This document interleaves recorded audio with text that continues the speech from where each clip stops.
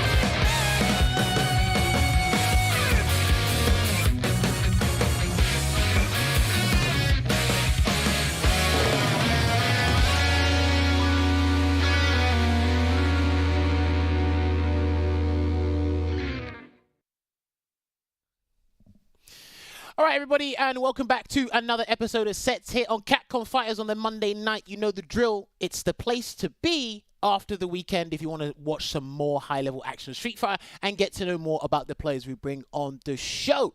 And yes, once again, I'll be your host tonight, Jammerz. And alongside me, we did take an intermission. We did skip a week because the production team, shouts to Visual Platform, making big movements this year. They actually had a very big job with another fighting game to do. So we took the week off, and now we are back coming in strong. Not just for sets, but for something else as well, which we'll get back into it. But yes, I'm not going to talk about it by myself. I could talk to the wall, but I'm not going to. I'm not in that mood today. I'm going to talk to my lovely co-hosts, which I'm sure my stream team will transition over to them very shortly. They are back with me in the hot seat, Veggey and Olvaha.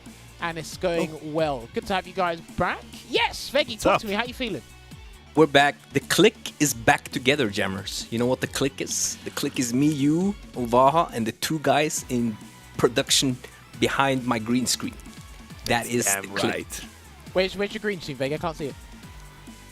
That's why it's a green screen. Yeah, I'm trolling you. Like, yes. And I'm trolling you back. Damn. There we go. What a move. What a move. I know, right? What But a Olvaha, move. talk to me. How you feeling? We were playing some Street Fighter yesterday, weren't we? We were playing, and you were teaching me, and I was taking notes, and I think I was leveling up while we were playing, and I had a good time learning Kage. And His car game's all right. I just wanted to play someone else. Thank you. That's nice to say. Also, like, I gotta say, your character picks are kind of annoying, so there's that as well. Listen, man, I'm not here to make friends. I'm just here to upset people. I want to I like to remind people is like this character is on the select screen, and just remember I'm in the commentary seat, so I won't annoy you in the bracket if a tournament does show Oh, up. I hope you will in the CPT for the UK, though.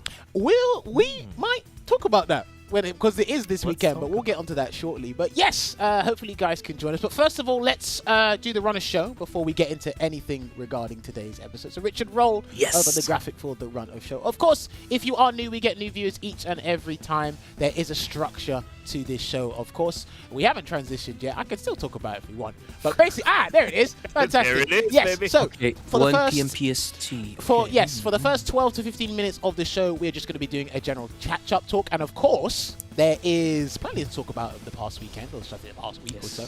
But yes, we're going to be talking, catching up on CPT, as well as talking about things to up-and-coming schedule for the CPT, which would be great there. And now, yes, after we talk about that, we're going to be having our guests come in and we're going to talk to them about, character choices, how they feel about Street Fighter 5, just finding out more and having a general talk with our guests as usual for Street Fighter 5. That'll be happening at 9:30 p.m. GMT, so that's going to be happening in about 10 minutes or so, maybe a little bit less time. But then if you don't want to hear about that preamble, CPT, our opinions on certain characters and how things are going to be panning out in the future, then heck, you can leave the stream right now and come back at 10 p.m. GMT, 2 p.m. PST, because that is when we'll get our lovely guests in the lobby, and that is when they'll be playing the first to 10 there. But that's essentially, that is how it's going to be going for the show so far. But yes, you did mention, of course, UK CPT, but our tonight's guests are actually hailing from the UK themselves. So Richard, roll the fight card and let the people know who is on the show. Ooh, so yes, he did go to the Red Bull Kumite Vegas last chance qualifier in Eastwood, and he's actually been one of the players that has been growing as a person and a player ever since 2017, I want to say, is when I first met him. I'm going to have to double check with that when he does come on. But he has developed into a fine young man and an amazing person. His character choice is not so much, but to each their own. But we'll talk to him about that later. So yes, we're going to have Eastwood joining us. And of course, we're going to have a guest, which we have respected her opinions wholeheartedly. They said they didn't want to provide a picture, and that's completely fine because we had that with another guest in Ending Walker. So Setsuna will be joining us tonight. If you are in the European FGC, European CFN, you may have seen a Sakura player that is a formidable opponent roaming the area.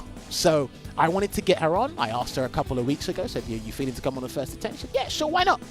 And she told me, I have a lot to say about Street Fighter 5. I said, we can talk about it in moderation. So we are going to be doing that. So it's going to be Eastwood going up against Setsuna tonight. So it's most likely going to be Honda versus Sakura. Two characters that didn't really receive substantial buffs in the definitive update, but I think more or less substantial nerfs. Yes, that's true. Listen, glass half full, glass half empty. I like it. I like it. Let's look on the bright side. That's it. So, I mean, Monty Python.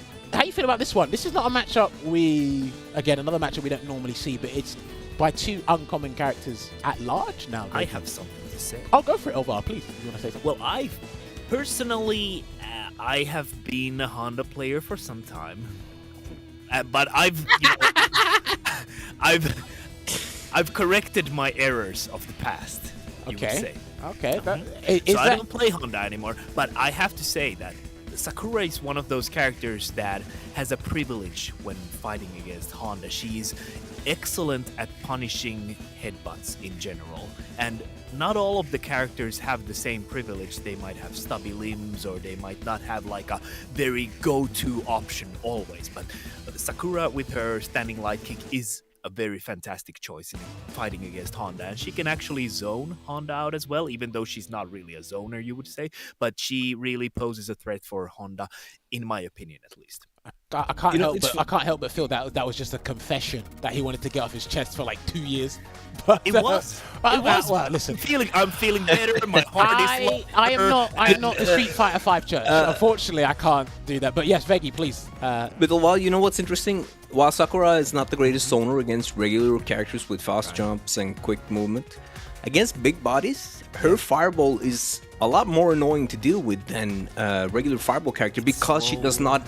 And she doesn't have an extended hurt box, so you have to be mad close to punish it, which is so when you then have that slow jump so that her slow startup or recovery doesn't matter that much, it actually, so the thing you're saying about the zoning is, I think that's a perfect way to put it, that she can zone these characters even though she's not really a zoner, but since she don't have that, like for Birdie too, she can use the fireball a lot more, and Zangief, she can use the fireball more, but not that, I mean, he has V-Trigger 1 of course, and it's just a character that she's a Russian character, but in these matches, I feel like her zoning is better than someone like Ryu, who is really susceptible to anti-fireball moves. Now, Jammerz did ask, sorry for that long diversion, or is it the diversion? Yeah, Jammerz did ask what we're feeling about this, and I think it's really cool, because when I first saw Eastwood in it, his name wasn't Eastwood in it was something else in it, and he was a Birdie main, and then he swapped over to Honda. Really? No, he went from Birdie to Alex, then to Honda. Wow, what a Oh, that- what a selection of characters! I gotta say, that, he's that a man Alex for was, sure. that Alex can't have been a long journey because I saw him on Birdie, and then I saw him on Honda, and then he just everything clashed for him, clicked for him, and he just started becoming really threatening. And sometimes you just need that swap of characters to feel for something that feels better for you, and that definitely worked out for him. And Setsuna, I remember seeing her when I came back into the game, season 3-ish. But then I feel like I didn't see her for a very long time, maybe like on and off a bit. But it's like one of those Sakuras that, oh, this is actually a real Sakura player that knows how to play the game, and not just a Sakura that just does a dash and a jump and hopes to get a hit, like a Jury player would. Oh dear, he's already calling out characters. Yeah, but look, we're gonna ask when we have our guests in the chat in about probably 5 to 7 minutes or so. We'll ask more about the characters and how they felt about the game and the lifespan of the game. We'll get into that in a minute. But yes, Veggey did allude to a CPT event coming up this weekend. We'll talk about that later. But there was something that happened this past weekend, the beginning of the new season. CPT 2022 has started. Ladies and gentlemen, if you didn't catch it, it was North America West that happened over the weekend. And lo and behold, it started. It begins. Shout out to XSK for winning this past weekend CPT event. What a loser's run. Losing to JB after a very questionable decision. He did dash up DP, super I think it was, or dash up super, and it got blocked. And then he said, like, I'm not going to be the situation he was in. He felt he needed to do that. But that run he made from losers top 12, I think it was, all the way to grand finals, resetting the bracket against Filipino Man, and then winning that. I urge you, if you haven't seen that grand final, or if you haven't seen that XXA run, go on YouTube and go and watch it. Absolutely amazing. You can see that run from losers there. Beating Matoha 3-1, beating Mortsi 3-1, beating JB in the run back 3-1, beating Nephew, last year's CPT winner 3-1, and of course, Filipino Man there. And it is interesting because the talk of Rose being an interesting matchup, or one of the more tiresome matchups for Luke, is interesting. So we might see that one pan out. We might see it more often, maybe in the Western Hemisphere of the community. Rose versus Luke. I mean, in Japan, you're just going to see Luke's everywhere. Maybe a Gal, maybe a Flout here and there. But Sandblast!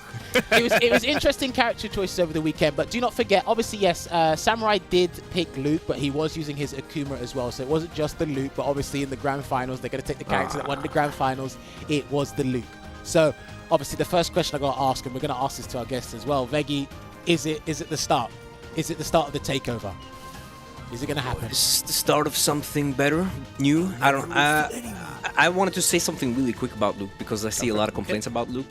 And what is interesting to me is a lot of people complain about Luke's fireball, but the same people who complain about Luke's fireball now are the same people, sorry for saying same people twice, now 3 times, are the people who were complaining, not all the people, but a lot of the people are the same people who were complaining that in Street Fighter V, fireballs are not strong enough. Fireball moves are too strong. But what happens when a fireball cannot lose to an anti-fireball move? That is what happens. If a fireball doesn't have any weakness but jump, it is very frustrating. And it's like you asked, you got it, and now you complain about what you asked for. This does not count for you who realize that anti-fireball moves are very good and makes the game healthy. This is for all the players who kept complaining fireball zoning is not strong enough, anti-fireball moves are too strong. They introduced the character, you can't use anti-fireball moves, you have to jump his fireball, and now they're complaining about that too. You don't know what you want, you should stop talking about what you need on Twitter and just play the game. Yeah, stop wanting when you don't need what you need and know what you need. You need to have some clue about what you actually want. Stop it! I get where you're coming from, and I did mention this to the stream team 2 weeks ago before they actually left on their other big job. I said, look, what happens when you put in a fireball that you can't tackle? It's no one can deal with it. It's very difficult to do. Now, when you say like the last bit of your sentence there, or your 200-word essay that you put out there, you might need to practice what you preach, because sometimes even you have a go. Sometimes you have a go at characters for no reason, and you might have to. There's always a reason. You say that anyway. They hated him because he spoke the truth. That's all I can say, really. Wow. It was Dalsim and Balrog first. Yeah, he sounds like a preacher and at now this point. Julie. But well, maybe. And now, yeah. I don't know. But yes, listen, there's Truth going to be 19 online CPT premieres, or online premieres, and this is the first one happening. Obviously, if we look at the schedule right now, shouts to the stream team for putting it up. This is what it's looking at right now. So this weekend, we should be having the UK and Ireland online CPT. And the week after, it will be France, Spain, and Portugal. So pretty much the bulk of Europe is going to be happening in the first 2 weeks of this month. And then if we go into June, it will be the Midwest for North America, and then Japan CPT. Oh, earlier than I expected, but whoa, it's gonna be. They only have one, right? Yeah, no, everyone. I believe every. Oh, the region online only premiere has is only one. Yeah. Yeah, because That early? That's an early card. Well, I think it's been early for everyone, and that's why you've seen, obviously, Topanga, the qualifications for Topanga are happening right now in Japan as well. They're still practicing for their CPT coming up. Obviously, the UK guys have been, like most of us have been online non-stop playing or talking about the game. Obviously, the French guys have been entering Salt Mine and they've been practicing. Vega Patch have been streaming more, getting the characters ready. So there's a lot of stuff going down in the next couple of weeks. So hopefully you guys find time to... Hopefully you guys find time to watch some form of action of the Street Fighter 5 online All that good season. action. So we'll get onto that Goodness. soon. But yes, that was it. And we'll talk about sign-ups for both of those events later on in the show today. But yeah, look forward to it because it's going to be potentially the final season. I'm just putting potentially out there because anything could happen at the end of this year or before the end of this year. So again, I'm hoping Luke doesn't drown everybody out, but we might get more character representation because I think there's more spots for the CPT final now. I think they mentioned it was 48. Is that right? Ooh, really? I think there's more spots. I think the website said that. Gotta double check that. But yeah, it's sounds exciting. I More don't- chances for it. I don't think you want 24 Luke. I don't think you want 24. I'll never lose to anyone. You lose to I yourself. mean, he will never lose to anyone, so you might see 24 lose. Who knows? But Who knows? you know, I think if we don't consider his VG 1, I think Luke character design is a good character design. That's my opinion. Like, I think he's also the best character and might be a bit too strong some places, but if you just disregard VG 1 not depleting, I think his design is good. Okay. Yeah, he's fun to play. He's also fun to play against until he pops the VG. To each their own, of course. Some people might find it fun to play, other people might not. A lot of people don't dealing with Apples him. and oranges, but- Lukes and Juries. Well, yes, there we go. But anyway, I mean, we can get our opinions from our guests, how they feel Girls about the for character, girls. as well as other things. So yeah, if we can get our guests to unmute their microphones so we can have a discussion with them, learn more about them, and their thoughts on the game, that would be absolutely fantastic. So, yes, let me find out. Have we got Eastwood and Setsuna? Can you both hear me loud and clear?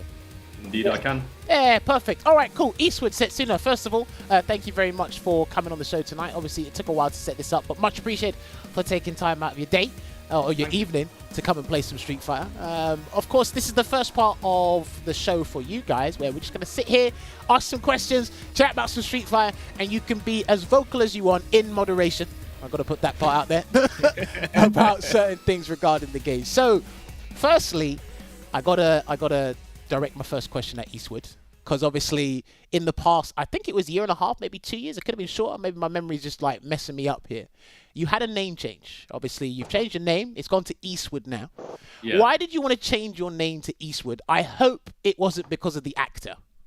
No, it's not. I get asked that a lot actually by mainly like American players. They're like, "Oh, like Clint Eastwood." No, it's not that. It's not that. It's kind of simple. It's just my last name, and I'm like from a big Romani family, and all my life I've kind of been proud for my roots and my background, right? So I thought, well, I have a cool last name as well, so I'll just make my name Eastwood. Other reason is because my first name's Joe, and all my life I've just known tons of Joes throughout school, and it got to the point where everyone just started calling me by my last name instead. They just go, Eastwood. It's just Eastwood, yeah.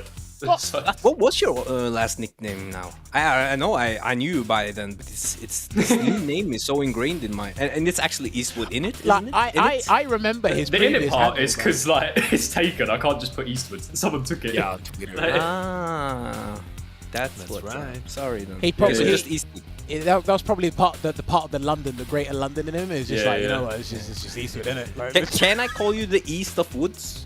Like, you can call me whatever. You know what I mean? I don't care. well, you can call me that. I don't Like, think you want people calling you Tim Westwood. How about that?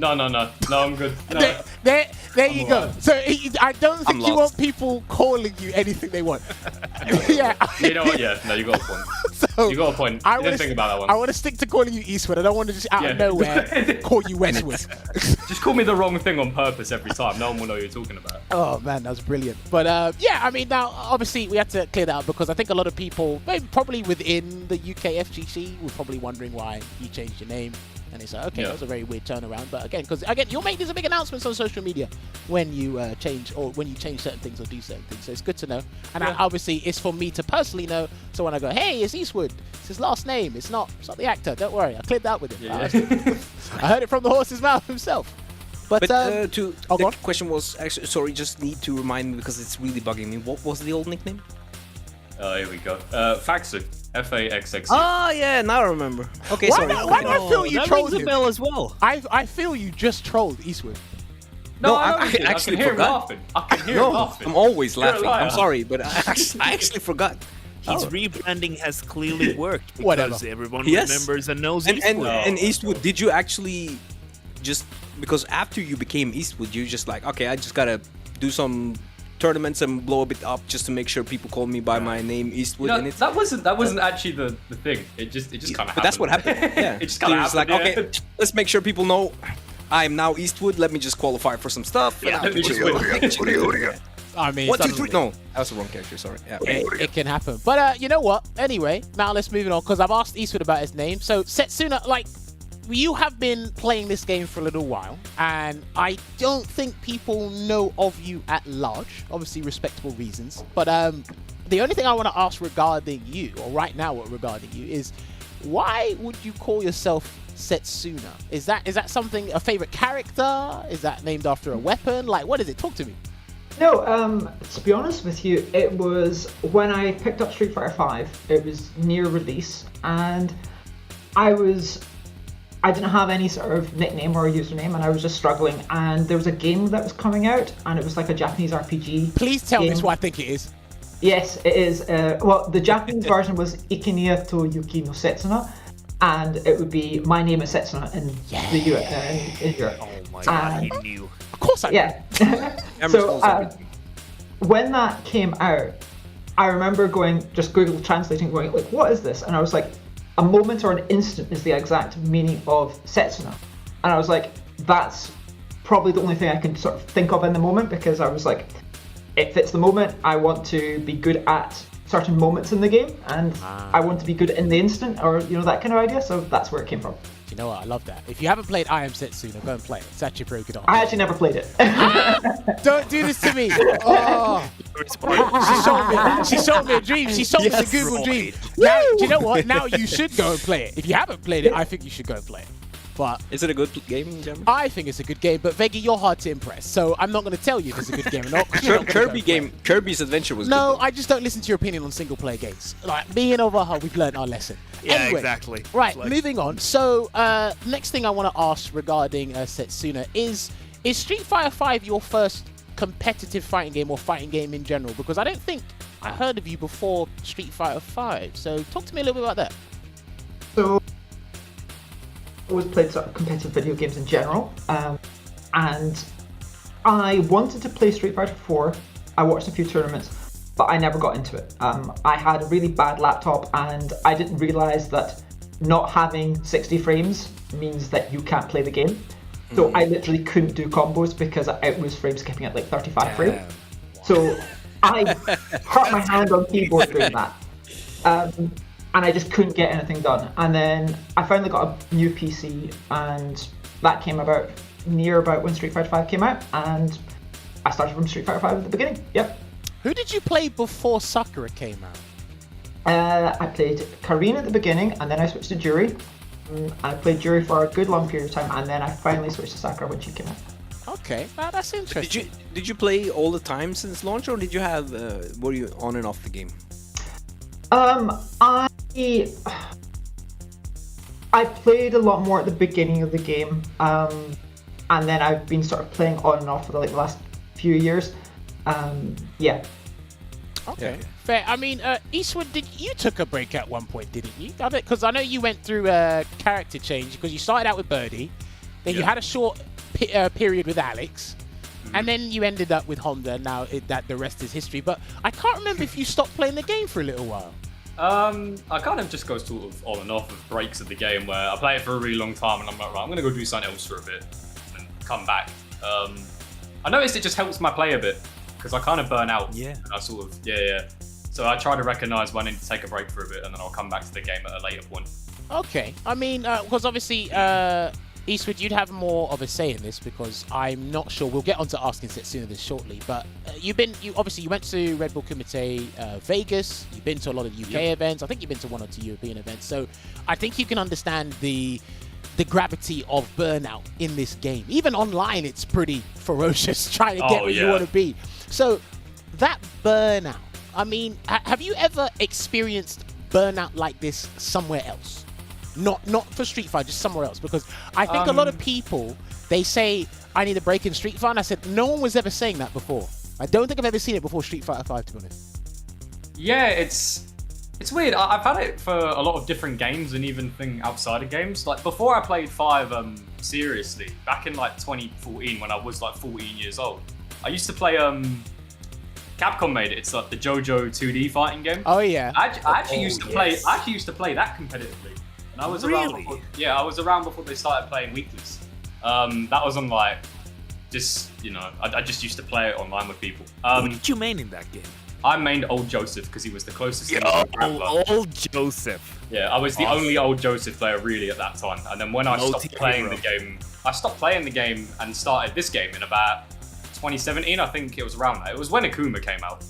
Okay, and from there, I just started playing this game instead. And yeah, I experienced burnout in, that JoJo game. I've experienced it in other activities like sports and like hobbies and stuff like that. It happens. I think I'm someone who just doesn't sort of settle. So it's like, if I do something for too long, I'm like, right, I want to go do something else now. Yeah, okay. And I keep moving between things. Okay, all right. No, I definitely respect that. I see a lot of people like that. Setsuna, have you ever experienced, like, because I know you took a short period off the game. Have you ever experienced, like, the burnout similar to Eastwood, or are you just like, you know what, I just don't feel like playing the game right now because it's not progressing anywhere, so I'll come back at a later date, or has something else come around for that? No, I'll be honest. I was going to maybe say this in relation to the last question, actually. It's more I've actually got... over the last sort of few years, I've actually had quite sort of a personal battle with sort of mental health. And I've found personally, Street Fighter is a very mental game. And so it lends you very much to getting very frustrated. And it's frustration not so much at the game itself, but it's more that you can very easily sort of see your own personal progress. And if you get a lot of, people that are just pressing buttons everywhere, you can get frustrated for no reason. And it's exactly as sort of Eastwood says, is that you can get burnout where you're just like, I don't get this. I don't understand how to improve. And you just need to sort of go, all right, I want to take a break, just walk away. And it's that kind of thing. I think the game is very stressful to be consistent. And I think that's the thing, is that it's a mental aspect of the game. It's very demanding, and it's just that kind of thing. Do you know what? That was well articulated. I don't think any of us could have said that any better than what Setsuna did. So like full on props to saying that, because I still think to this day, a lot of people don't know how to word their frustrations with the game. I mean, sometimes you turn it on and you did nothing wrong. It's just today just wasn't your day, and then the next day you didn't change anything and everything works. And like you said, it's a very mental inducing, it's decision making, and sometimes you make good guesses, sometimes you make bad guesses, sometimes you fight an Akuma player to just wake up Tatsu all the time and you don't know why it's working. I think in Street Fighter 5 especially, you need to be really on point even when just playing. But that's the headache. That's what the headache comes in. I agree. To be on point It's a game where you always have to be on point. You can never kind of relax and just chill. You always need to be like focused. If you're playing, you are on. For instance, on Mondays after leg day, I am always playing way worse than any other day of the week because it's a taxing workout, right? It taxes your whole nervous system. Yeah, you've exerted yourself on that already. And that day I have noticeably worse gameplay, win rate, and enjoyment than the days where I'm not that taxed when playing. So it's a really I feel like what did you say, Jammerz? It's a game that really puts cognitive, like your Oh, cognitive what, abilities like are so put. ability. It's mentally Yeah, taxing. they have to be on point for this game. So I can understand that. I mean, because again, like the damage output, we've all seen it. The damage output on this game is like incredibly high. I know they've toned it down over the past years, but it's still pretty high. And you know, you make one mistake, then you're like, hold on, what happened? I lost 40%. Then you got to guess. You get command grabbed. Then you go, I'm gonna hold up, and then you just get stunned. And then you're like, oh. I'm still in the corner. Well, I mean, look, again, it's a very interesting game, and how people approach it, Eastwood, Setsuna, myself, you, Veggey, and Olvaha, it's different for everyone. And obviously, sometimes it's easier for other characters than others. But that's how it goes. But yeah, before I give it over to Olvaha for a couple of questions here and there, I want to ask how both of you feel about your characters right now, because they didn't get substantially buffed, but they didn't get significantly nerfed. So Setsuna, let me hear your opinion on Sakura right now. Okay, I think there's two aspects to it. I think that for the balance patch, I think that they targeted just the V-trigger activation, which was not really kind of what they were aiming for. I think it's a tiny buff. I think that they targeted me as a player personally with my use of standing heavy punch with the extended range on it very much. I think there's still some issues with the character in general that they didn't fix, which I'm still questioning. But because she hasn't changed, I think she's sort of still that middle tier in regards to her toolkit. I think the issue is that she is still at that level where you have to outthink your opponent, and your demands on you as a player feel very much greater than most other opponents, if you want to say it, in many matchups, which basically at the moment I feel she is on the weaker side of the cast because of that. Interesting. Okay. Well, again, sometimes because when your character doesn't change, it means your strategy doesn't change, but everything around you does. So therefore, people might find a way to counteract your respective character quicker than you feel to deal with them because your toolset hasn't necessarily changed. So that's interesting to say. It's interesting that you said as well the stand hard punch change. That was you might have felt that was something specifically changed for you. I have heard a couple of players say that about their characters. I do feel that with Bison and Problem X sometimes, because there are a couple of specific things they changed about Bison that only he showed. So if you kind of feel that's the case, this is just not targeted at Setsuna, this is for anyone. Sometimes you might do something with the character. It's like, right, that changed because I'm the only one that did it. Or only 3 people did it.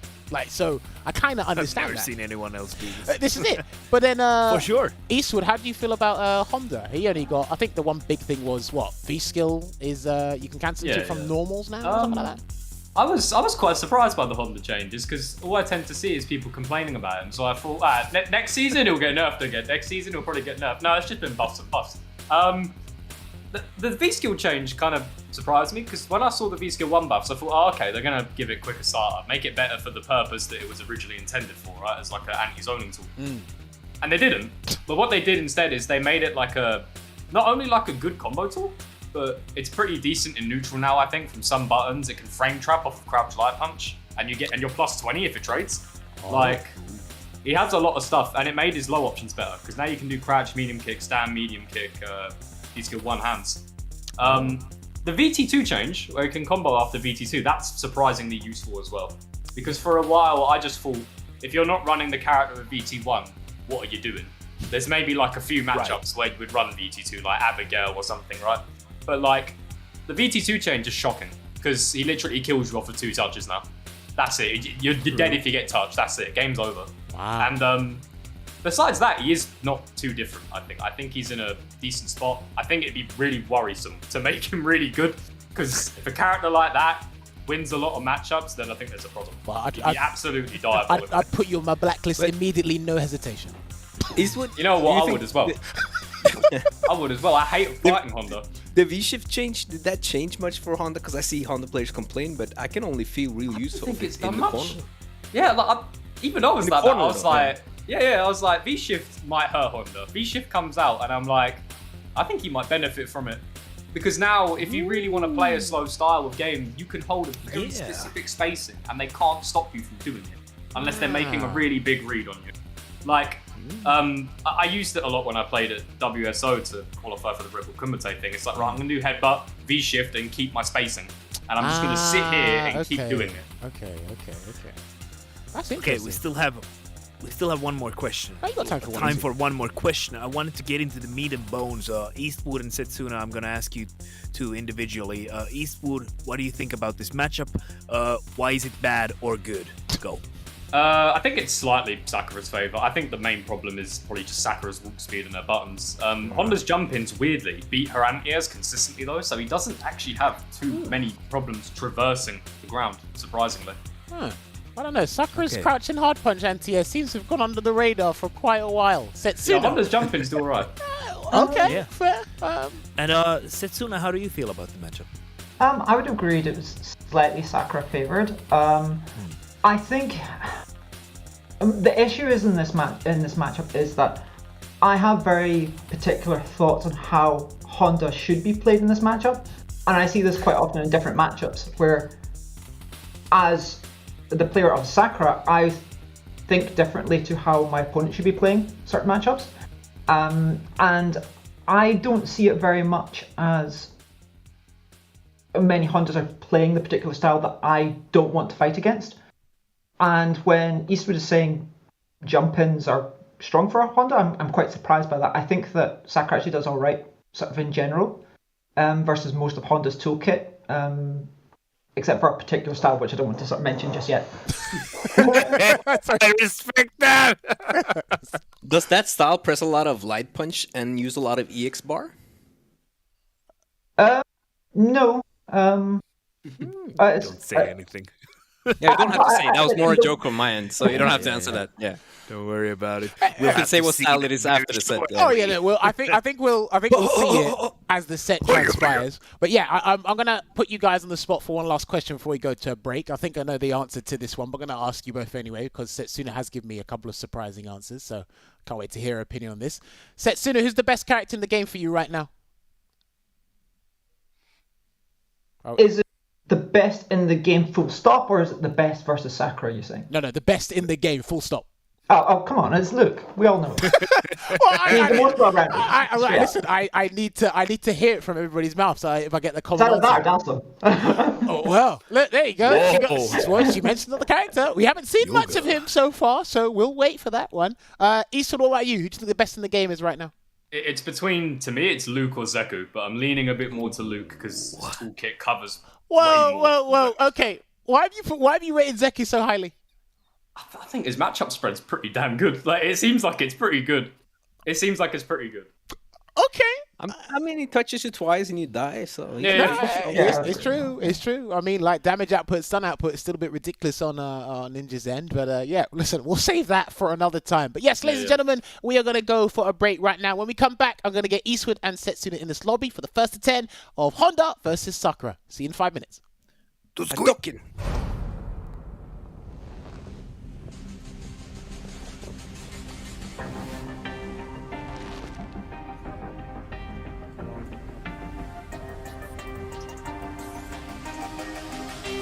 All right, you ready?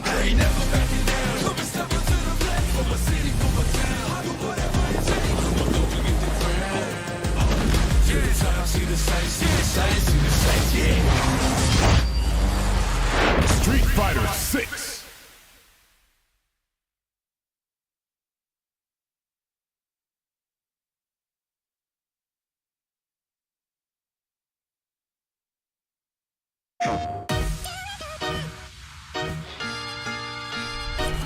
Go too far. Please forgive me. My name is Seth. Bow down before my cycle. It's time for trial. Show me everything. Download. This will do.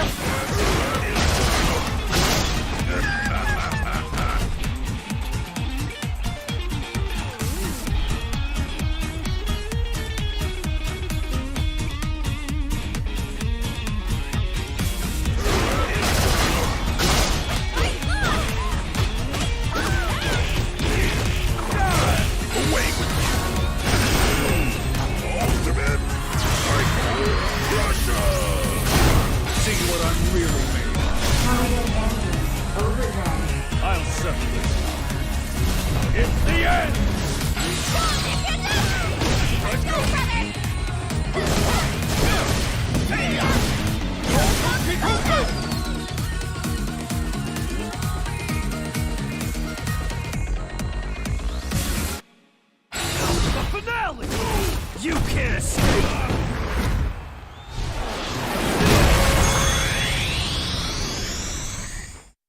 PlayStation.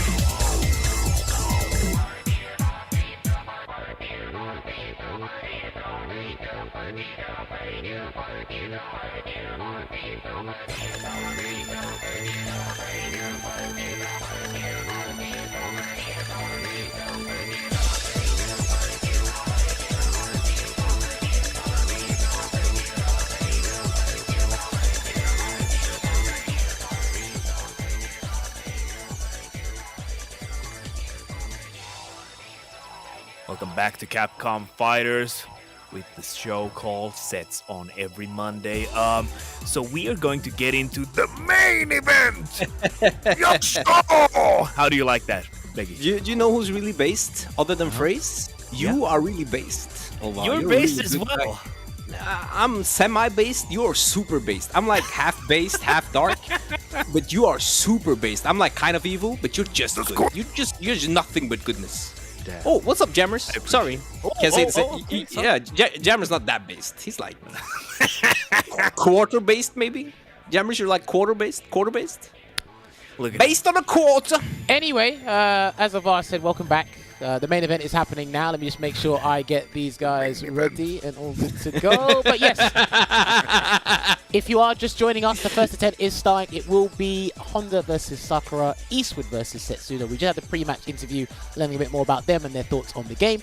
But now, this is where one of them will be getting salty because there's Honda, there's Sakura. I have my gripes about both these characters, but I think everyone has gripes about every character in this game. So I hope everyone has their Chonko stew brewing right now. But that's, I just gotta ask, while they're starting, I think that's such an interesting thing. We all play fighting games and we all grasp about characters, and I think that's because we just don't want to lose. And I think that if we played fighting games with a more based attitude, we wouldn't really care. We wouldn't talk that much about characters in the way that we do. Right. Might be a thing to think about in the future. Who knows? I'm just trying to be philosophical. But who is more philosophical than me? Definitely Eastwood in it. Yeah. He's Setsuna. philosophical in this matchup because he needs to win it. He needs to win it Alright, indeed. let's get into it. Right. Oh, okay, misses the punish, so just missing the rage. So yeah, Eastwood did mention it before. Honda's headbutts can be punished by Sakura's stand light kick. It's actually the second best 4-frame attack in the game now. It's no longer the best one. I'll tell you the best one is Cody's knife. But if we're excluding V-triggers, then yes, it is the best 4-frame light attack in the game in terms of punishing. It's a good buffer tool, and Setsuna's really good at using that. Look at already this pressure from Eastwood, starting off with a bang. Wow. Commitment. Oh, he Alright, felt no, himself right there. Oh, And she drops it. But I respect that feel, because after you've done so many plus frames into long startup, you're just like, the opponent's definitely gonna press now. I was great patience. Unfortunate with the drop punish though. He did say, I wake up and it's like, my style changes how I'm feeling on the day, and that's what Street Fighter 5 is about. If he feels like doing his headbutts like that in those situations, then boy. But yeah, let's just wait for both of them to grow into this set, because it is first game, feel each other out. They're going to be here for a potential 19 games. Let's see how this one unfolds. When you say it like that, it sounds like a long time. Oh, it is. Oh, it could be. It is. Against Honda, especially. Nice usage of the clap though, just to eviscerate that fireball early on. Also, I just wanted to bring out the fact that I really like how Eastwood talked about Honda's jump-ins being like really, like Honda's jumps being really effective in this matchup in general. We already see him doing neutral jumps with the delayed fierce punch as well. Like, he's already utilizing it to a great extent. Yeah, because you could see there he baited Setsuna's shift as she thought that he would come in with a stop sign. He didn't waste her V-trigger and has real great control for the first portion of this set. Yeah. Okay, so And I think also Eastwood knows about that. Setsuna really likes long walks in her pressure, and he's been interrupting jab headbutt a lot already. Like I think I saw it like 2-3 times while we were talking. I mean, it's been a quick first game, but very quick. I wonder if Setsuna will like adapt to that quickly and start punishing those interrupts, or if that's going to be like the theme in this set. well, look, here's the thing you have to remember. If you can stop Sakura from walking, or comfortably walking, and Honda's got good pressure to do that, you might be onto something. And look, see, Crashing Fist. I'm telling you, it's one of the best normal attacks. That's got to be one of the best normal attack anti-airs in the game right now. Characters have gone under the radar. Oh, there you see the stand light kick into the Shoryuken. That's one of Sakura's strong points in this matchup for sure. Oh, and what a brave forward walk after those plus frames from Eastwood, trying to get the crush with the standing fierce. Oh, that's special cancelable now. I'm pretty sure one of Honda's changes. He got some very interesting changes in terms of special cancelable moves and whatnot. But I believe forward HK is special cancelable now. So I think you might be able to go into hands without having to have the V-Skill 2 enhancement, which is very interesting and a good kind of like change that coincides with the V-Skill 1 change that can be, you cancel into it from normals, or special cancelable normals. Well, it definitely makes V-Skill 1 pretty much like more attractive choice, because that adds another layer to your block string pressure, for example, because you can cancel normals into the V-Skill 1. All right. One of the reasons I was really excited about having Setsuna on this set is because she plays that neutral game, and you saw that earlier with a stand fierce with punish on Eastwood, and that really like slow control. So I just wanted to applaud that early nooch. 1-1. It's back and forth. No, this is the thing. So we've known about Setsuna for a little while. Like I said, if you're online in the European region, you will see her name crop up. Yeah. You'll face her. You might get annoyed by Sakura here and there. You will get reminded of Sakura still in the game. For certain. Like, she is a very formidable opponent. And again, she's been on and off recently, taking some time off and coming back into the game. She got back in full force. I need to double check if her name's actually down for the CPT this weekend. But yeah, listen, Well, I hope so, I hope so. fantastic Sakura player. Oh, And nice. both of these characters not really like that much played on top level, so it's really nice to see these kind of character specialists on the show as well. Oh, it's not Too working. ready though. Oh, that's so good. What a start from Setsuna. Show me Wow, the jump heavy super kick earlier. And all those punishes. Great pressure. Nothing's left like open. Kept it tight and just punished Eastwood for trying to press, trying to interrupt. And just challenges those early rounds with a perfect right now. Also, even if Honda is like a really intimidating, like a fortress, moving fortress kind of a character, he doesn't really have like useful reversal options. So when you get to knock him down, you really can turn up the pressure, like we've seen Setsuna do. Oh, missed it. Now, I've noticed that Setsuna's not afraid to try and get the follow-up from a Hadouken if it hits an airborne opponent with the Shuriken, but sometimes it misses, and that's what loses her game sometimes, which is unfortunate, but you know what? We'll keep her in the fight. We'll keep the Nice opponent in the neutral fight. jump. That's like taking him just back to Street Fighter 4. Neutral jumping until the fireball comes and then punishing on the action. Great command throw. Yeah. I believe, if I'm not mistaken, Sakura's health didn't change. I think it's still 950. Let's double check. Right, nice B skill 1. Like, perfect range for Eastwood. Oh no, Sakura's got 975. I didn't know that. Wow. I mean, she's always been kind of like a tanky character, even though she's like low, like one of the smaller kind of rushdown character. I always felt she was kind of tanky. Yeah, but we we said this before. We seldom see this character for quite some time now. So I think you've forgotten a lot of the basics, or we have forgotten a lot of the basics. And I also think it's part of the illusion of being tanky because her movement speed is so good. She can avert a lot of situations that most other characters have to like deal with in another way. Hold on, let's see if Isa's going to make a comeback. Almost got hit there. But slam, other V reversal there from Setsuna. Nice One hit will do it into super. Oh no, drop punish! That was really unfortunate. Has to eat the hands here. Great patience on Setsuna, not taking that throw. Eastwood banking it on the shimmy. Not working out, so Setsuna gets the mid, but no V-trigger maybe, unless she gets hit by Do you know what? Oh no, there's no V-trigger coming. Massive throw Beautiful. there from Eastwood. One of the best throwing characters in the game. One of the most like massive normal throw ranges in the game. So me and Olvaha were talking about this yesterday. So obviously people do a lot of delayed tech on their wake up anyway, because to block the automatic time meaty as well as tech a throw within the tech frame window. I was saying as well, like, look, if you've got good throw range, I don't think it's a problem to do wake up immediate throw, because if people trying to shimmy or do something else, the throw's going to catch them. When they have the right read, but the throw range of how good it is, how amazing it is, that's what's going to catch them off guard. Yeah. Like Honda, Alex, Poison, Bison, Jury. Yeah. So Even Sakura as well. It is an option. What an interruption. Lovely from Eastwood. And just chases down, smells that Setsuna is not ready for it. And that was like one of the first like surprise dashes. Just smelled that the opponent was not ready. Knew that this dash would not be checked. Got the counter hit. And just like steamrolls off of it. Interesting. Oh, there you see the punish for yeah, that is privilege. That is privilege, and that is why Sakura has the slight advantage in this matchup. Oh, somebody has told me that 6 HK, so 40 HK from Honda is not special cancel. Thank you. I don't know what I thought it was. I might have read it for someone else. Oh, I wonder what I thought it was. My apologies. My apologies.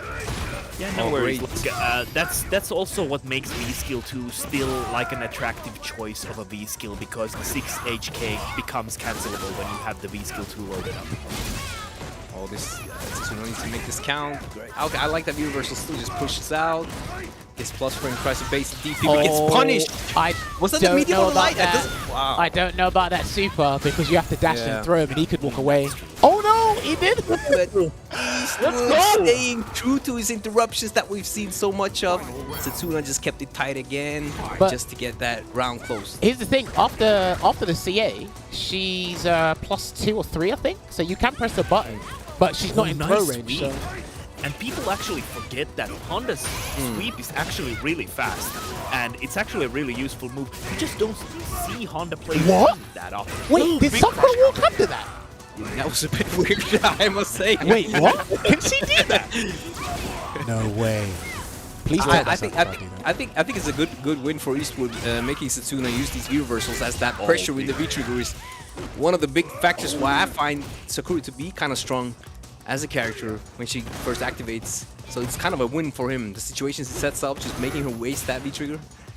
Yeah, but also waste his own V-trigger in this situation. We'll see whether Eastwood comes up. One jumping will do it for someone. I tell you, one jumping will do it. Certainly. Either one. No, with punishes too early. That's big. Oh, the hug. Give me a hug. Sweep that activate. was awkward. Look for the sweep activate. Oh no, you get a V Oh, reversal. useless V reversal. Setsuna I understand crumble. though. Yeah, Guess the game in that situation. Oh, not ready to dash in the punish. Nice GP. That was great. The dash in after that was great. And again, Eastwood is still pressing. Setsuna caught on like 3 rounds ago. And last round was won by interrupting. The first round was won by him trying to interrupt. And the third round was won by Eastwood trying to interrupt her. So I think that This is really there's close so far. There's been some great notice from on Setsuna's side that Eastwood wants to interrupt her, and it's been giving her mileage when she needs those comebacks. Right.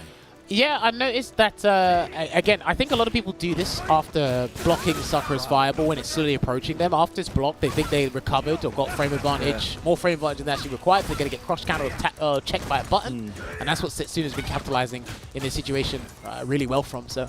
I find it interesting that Eastwood went for a lot of those crouching fierce punches.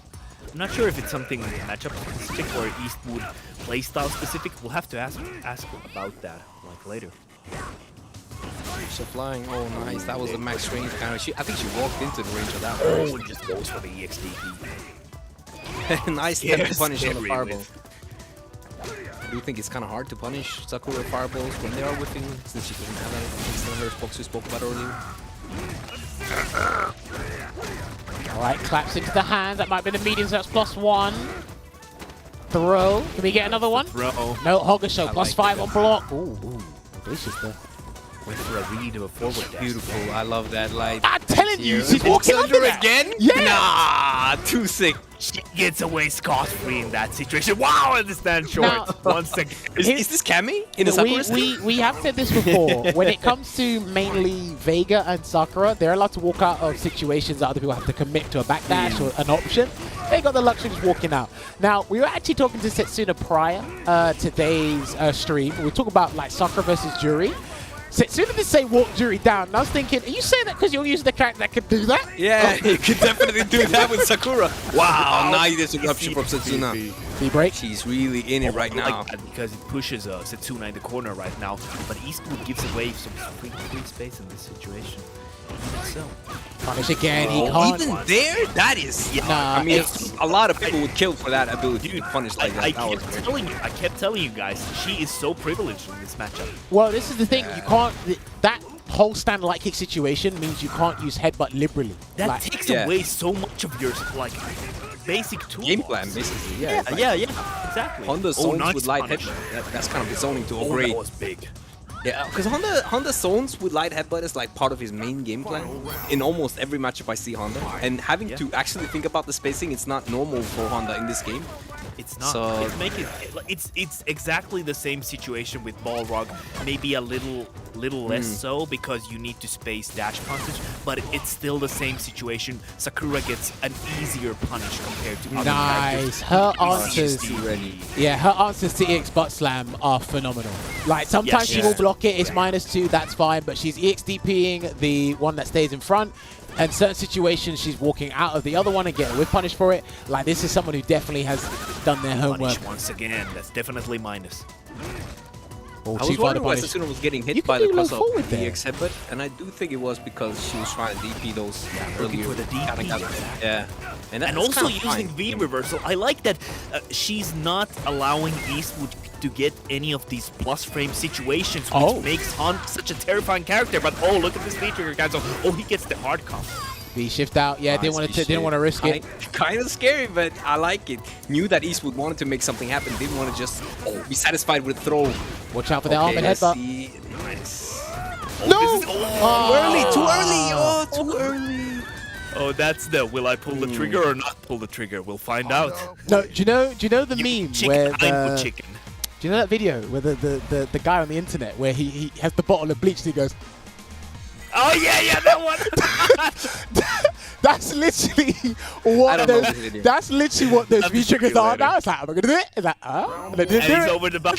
Like, Thank you for showing the video. I know you've seen it. No, I haven't. You have to show me later. But I was just thinking about maybe because Eastwood had been releasing those V-Trigger 1 headbutts instantly. Maybe Setsuna just wanted to punish one of those instant releases at the same moment Eastwood decided, I'm going to hold it this time. That might have been it. Because that's such an odd place to you know that you have to wait a long time for the long charge. So I think that was a hard read on Setsuna's end. Just not working out. Yeah. See, there's She walked under again? There's a situation that's bugging me. Eastwood's done forward HK at a kind of punishable range at times, and it's -7.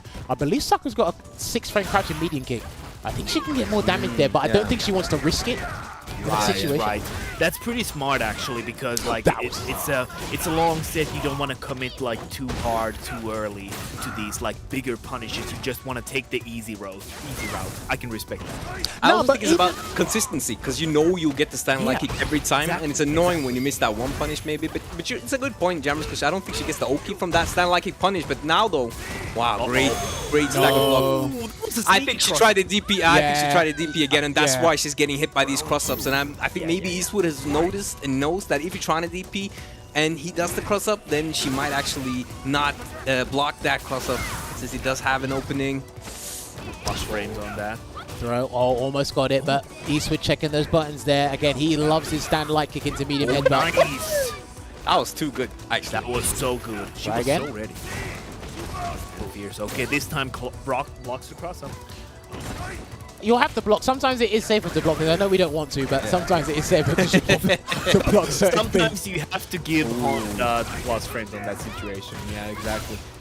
V-bar is depleted from Eastwood right now. He will not get any I trigger. like this V-shift Nice, actually. yeah. Pushes her back to the corner. Oh wow, nice spacing from Eastwood.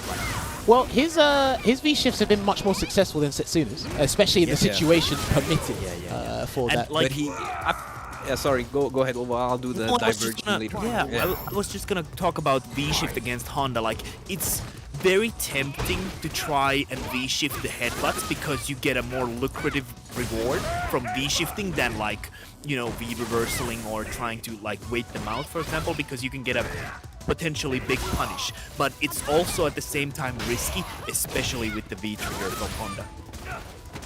Throw. Oh, almost got a second throw there. Trusted the walk speed a bit too much, Jammerz. I know what she's trying to do sometimes. Good conditioning that Sakura has in the corner, but you got to be very careful with the damage output that Honda has. Throw range right now. If he does another like charged headbutt, I'd do super if I were you. That cross. Super! Oh. I mean, that's the nerve. I can understand. I can understand. But that was a great conversion from Setsuna for the round. But to be honest, though, I can really understand it on Setsuna's side, because if she goes for the super buffer and he instant releases, she definitely might get hit while trying to do it. So it is kind of a thing when you're close that you might not want to risk, especially with the life lead. I don't know. A delayed V-shift is a safe answer that will beat the only option that could damage you. But if you think about it, right, in terms of frame trap situations or what Honda can cancel into when he's in the V-trigger 1 is very limited. So it's like, even if you did it instantly and he cancelled the headbutt immediately, it should be like a true block string or somewhat of a true block string. So your super wouldn't come out in time. But if you're charging it long enough, you should be able to see it and just input the super. That was such a good fireball bait earlier from Setsuna. She did the instant and then she held it while Eastwood tried to punish it, and then got the punish on that V-skill. Beautiful, small high-level plays all the time here right now. Micro adjusting. Yeah, look at that stand short. It's doing so much work in this round for Setsuna. Wow, throw. Unfortunate execution error there on Eastwood's end. He splurged the bar that he probably didn't want to spend in that situation. Setsuna is going to take the lead. I think the first time in this set, actually. Wow, this has been super back and forth. Super exciting so far. Just walks up, hands. Oh, there you go. Challenges with the stand jab. He did it. I like it. Oh, okay. I think Oh, Setsuna another thought- bait again. I thought Maybe I thought he tried to thinks he was jump on gonna. reaction. Yeah. Oh, and it's not all, and even Setsuna even gets to punish that. So good situation right now for Setsuna.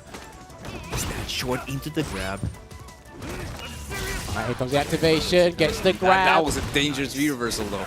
That could Look, definitely do be you know what? armored through. So Dude, you keep, yep, you brought that up earlier. the thing is, the only time it's worked is when Eastwood's done a neutral jump into the hands.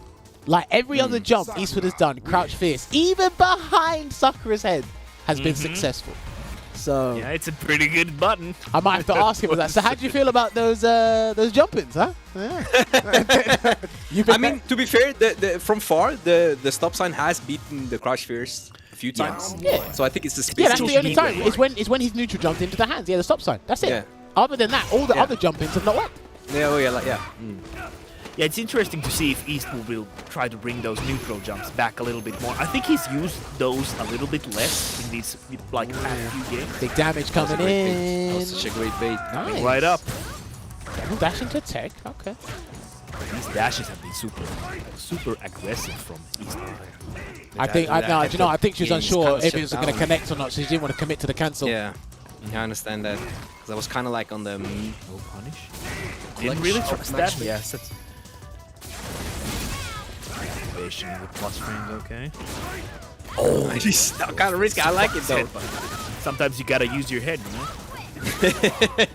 I love it. The chase down into the anti-air. Wow, that was so You know what? beautiful. And Eastwood She- caught pressing on defense again. She brought her way back. She clawed her way back into this fight. The V-Trigger activation, the V-Trigger fireballs helped out in the scenario, and they are a substantial, a pivotal aspect for Sakura in this matchup as it goes by. Oh, it just goes for the wake-up reversal. You gotta throw that in somewhere there. Mix up Wouldn't those be wake-up Honda, it wouldn't be Honda without a couple of these wake-up EX butt smashes. Oh, nice slow down. Ooh, Too early almost. again on the whip point, but definitely recognizing though. Activates V-Trigger, gets plus frames after that. Should be like +2 or +3, but we're going to keep them here. And he's baiting again. He's been baiting the DP quite a few times after the EX butt smash. That was scary.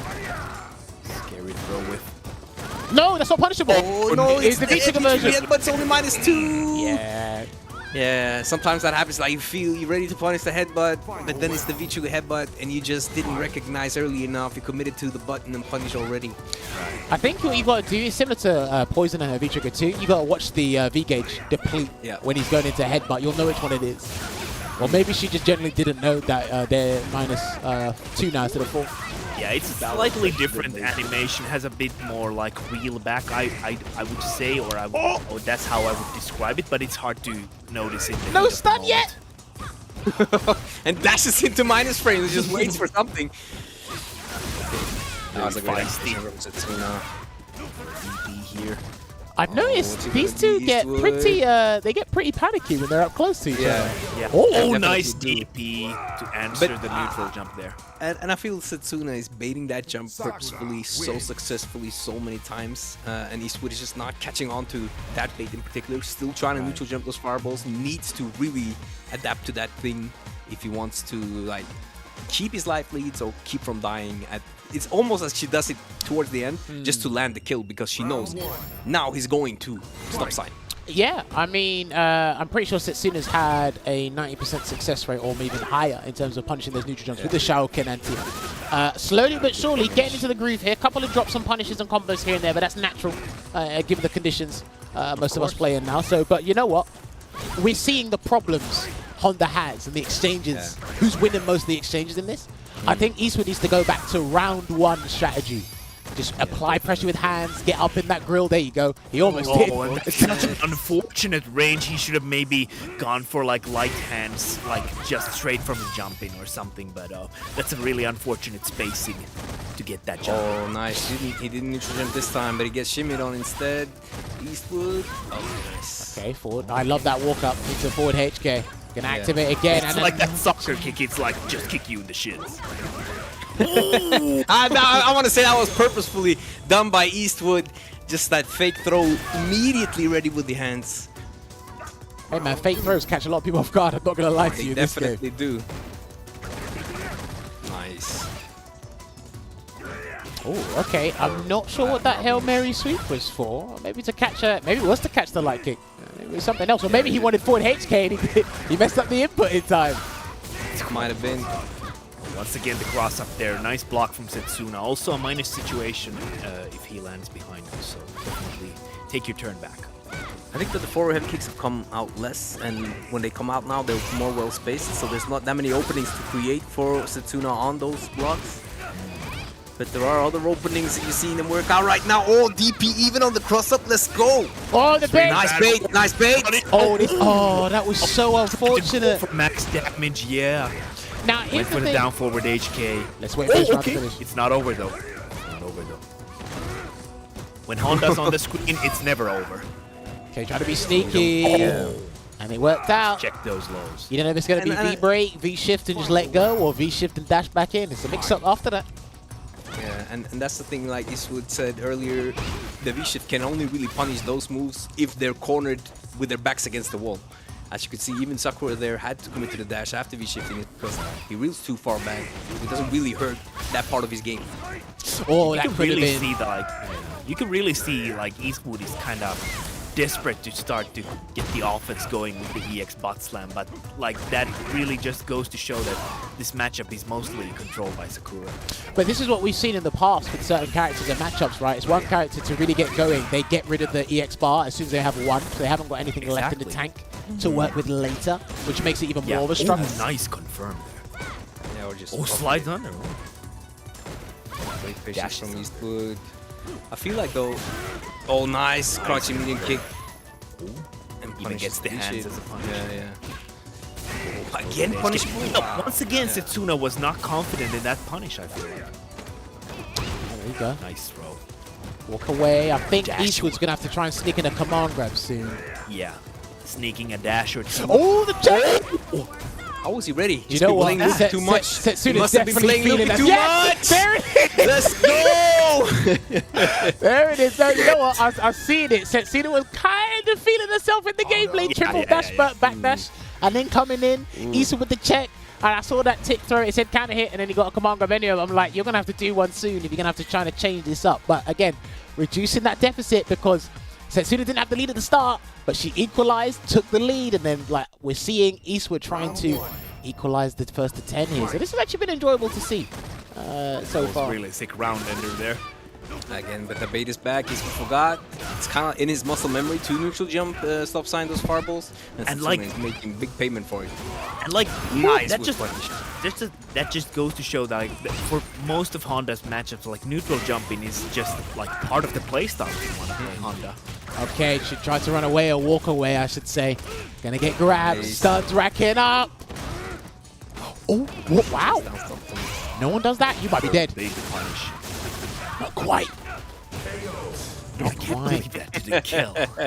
Well, I mean, Honda's got Honda's a 1050? 1050 health? Yeah, 1050 health, 1075 stun. So, again, quite a number of characters have to do a lot of work against Honda, but he has to be a tank. He's a big boy. Well, he's a capper at this point. Ooh, nice spacing trap from the normal hands. I like that. That V-shift was so well timed. That's the second one she's avoided, or used the V-shift to avoid a command grab, and it's worked out. Oh, that roundhouse has done so much work these past few rounds for Setsuna. Always crush counters. And do you know what I like about these two? What they've done is they've used V reversals, they use V shift, they use their triggers as well. They've used the whole V system. Fantastic. Eastwood just wanted to get the normal butt slam to get out of the corner. I actually respect that move there. Oh, didn't have anything to cancel there, so. Yeah, I'm not sure if I've seen VC1 do that much work, so maybe just having that VC could convert in this situation. Great conversion either way though from Eastwood. When that VC is there, that forward heavy kick can do some work. And the thing is also, like, I feel like Eastwood has used forward roundhouse to a lot of extent. So maybe if he feels different or like if he loses a few games, he might go to V-skill too. Who knows? Well, I mean, if he does change V-skills, but we'll talk about that during the next intermission, I suppose. But yeah, let's see how this goes. Butt slam again, good block, and a V-shift out. Yeah, he wants the real estate. Gets good damage here. Walks away. The final hit. Yeah, that's so tricky. That's so tricky. All right, he's starting to block the fireballs, the charge fireballs on the ground. That's going to be a big punish. It was a tenuous one at that. Took it from the lights. Could have been much bigger from a standing medium punch, but we'll take a punish either way. Sweet. That's 0 on block. Jump. Oh, that was a really risky V-skill. I mean, no one's going to whip punish it right now. Yeah. Oh, great. Conversions coming in. Let's go. Gonna use one charge. There you go. I like the little shimmy there. Yeah, I think Honda's done because that was from a raw fist. Let's see. Oh yeah, okay. Yes. Wow. There it is, baby. There it is. Woo. Okay. Again, a lot of these matches have been going to the final round here, but yeah. And clutch moments in these final rounds. But this is it. Like as Olvaha alluded to before, it's Sakura is dictating the pace in the neutral game for this matchup. We're seeing Stan Light Kick put in a huge shift. It is pivotal in this matchup as well. We're seeing a couple of things where Eastwood, in the pre-match interview, he said, oh, it's fine, but it hasn't turned out to be hasn't been fine. But listen, spoiler alert, it hasn't been fine. Don't let that and the scoreline kind of like change the fact of how things have actually been going. There have been a lot of close interactions. There have been a couple of scrambles here and there, but there have been a lot of close interactions in this, despite the scoreline. Like so many situations could have gone either way. Good tech. For certain. You needed that. It must be rough. Like, you have a lot of tools with Honda, but you're not really accessing. You can't really access them a lot because she has some punishes that most characters don't really have. Even the forward heavy kick is like, even from very far, she gets that punish. So he's kind of neutral game, which is using the forward heavy kick a lot for crushes. It's nice high risk. Yeah. Setsuna loves that stand fierce, and the fact that they extended the hitbox as a buff, like I said, I feel they directly changed that for me. Well, you making it pay dividends indeed. Gets a throw. What a walk-up throw. And she's staying close as well. She wants to be in like stand light kick range most of the time. Oh, look at that trade. And I love how Eastwood knows when people want to press after those like weird situations. Just goes for the EX butt smash. He just has that kind of knowledge on people's tendencies, getting a lot of mileage out of those scrambly hit situations where he just goes into the EX. All right, neutral. They're both neutral jumping now. Oh, that was sick. Like that. Anti-air combined with the V-skill gets out of the corner pretty scot-free there. Nice play from Setsuna. Not as good as Poison's, but we'll take it. We'll take it. All right, there's the V-trigger completely depleted. Nice crush. Yeah. Well, and that's again. That's so amazing. That forward throw range is incredible. Right, no V-trigger on Setsuna's end, so she's going to have to do this earnestly, but she might get the opportunity, who knows. No neutral jump to fireball, Eastwood.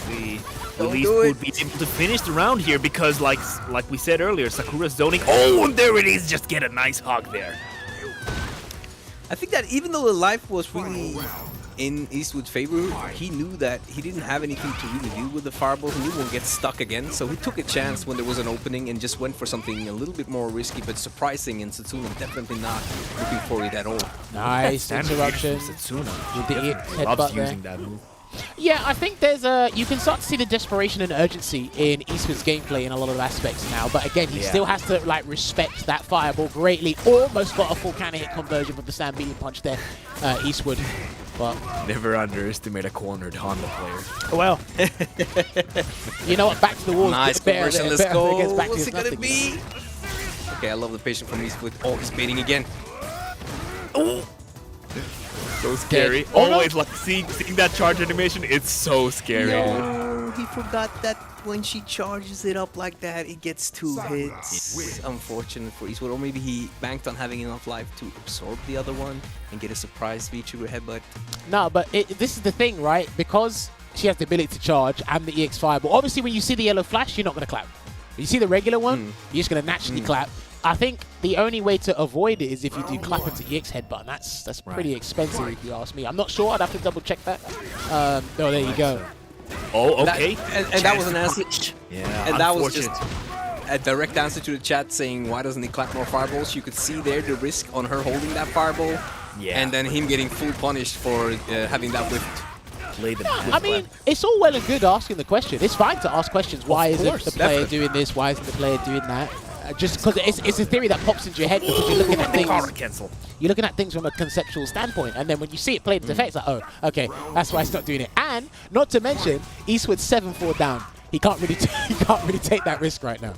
Yeah, he has to like turn up the heat, so to speak. Oh, with punish. Already half life. Yeah, and Honda's got the more vitality to work with. So the fact that... Yeah, exactly. And that's like, that's...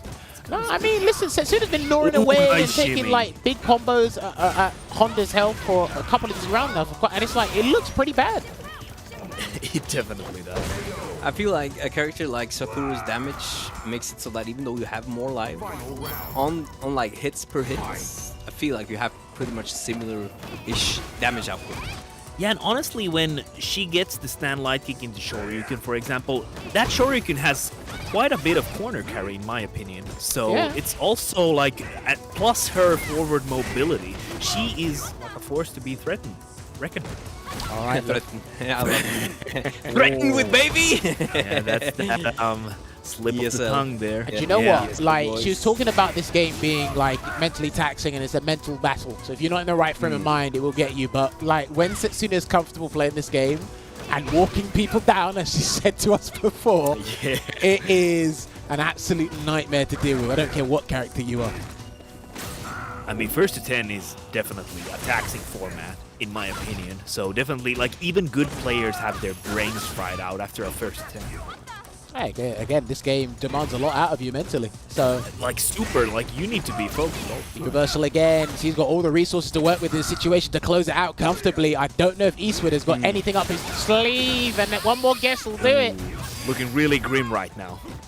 Oh, she tried to sniff out the V-shift hold or the V-shift break. That was actually... I like that. I mean, at that point, if Eastwood had done the V-shift break, she would have killed him, and he couldn't. And that would have been such a V-shift at that point, or wouldn't. That would have been a very, very demoralizing way to lose the round, in my opinion, as well. So that would have been kind of sending a message at that point, like, I'm ready for your tricks if you try. Like, I got a read on you. Well, I mean, the read is working out because Setsuna has doubled the lead. It's 8-4 in her favor. 2 more games to close this 1st to 10. Eastwood, I don't know if he showed us all his bag of tricks in the 1st round. I don't know. All right, Eastwood, let's see some hands. He might have to go back to the stubborn tactic and play death by 1,000 cuts. He might have to adopt that strategy. Nice here, I love it. You could see he was looking for it. Nice punish on the V-shift, but no. So when you do once again, when Honda does a button into hands, if you try and V-shift and try and catch the hands, you won't, because the hands are that active. So like the tip of the hands will catch you, or in that situation they'll just hit you completely. So we break. Yep. V-shift. Oh, she just dashed under that. She's flying around now because she knows she's got a huge like buffer in the set to do that.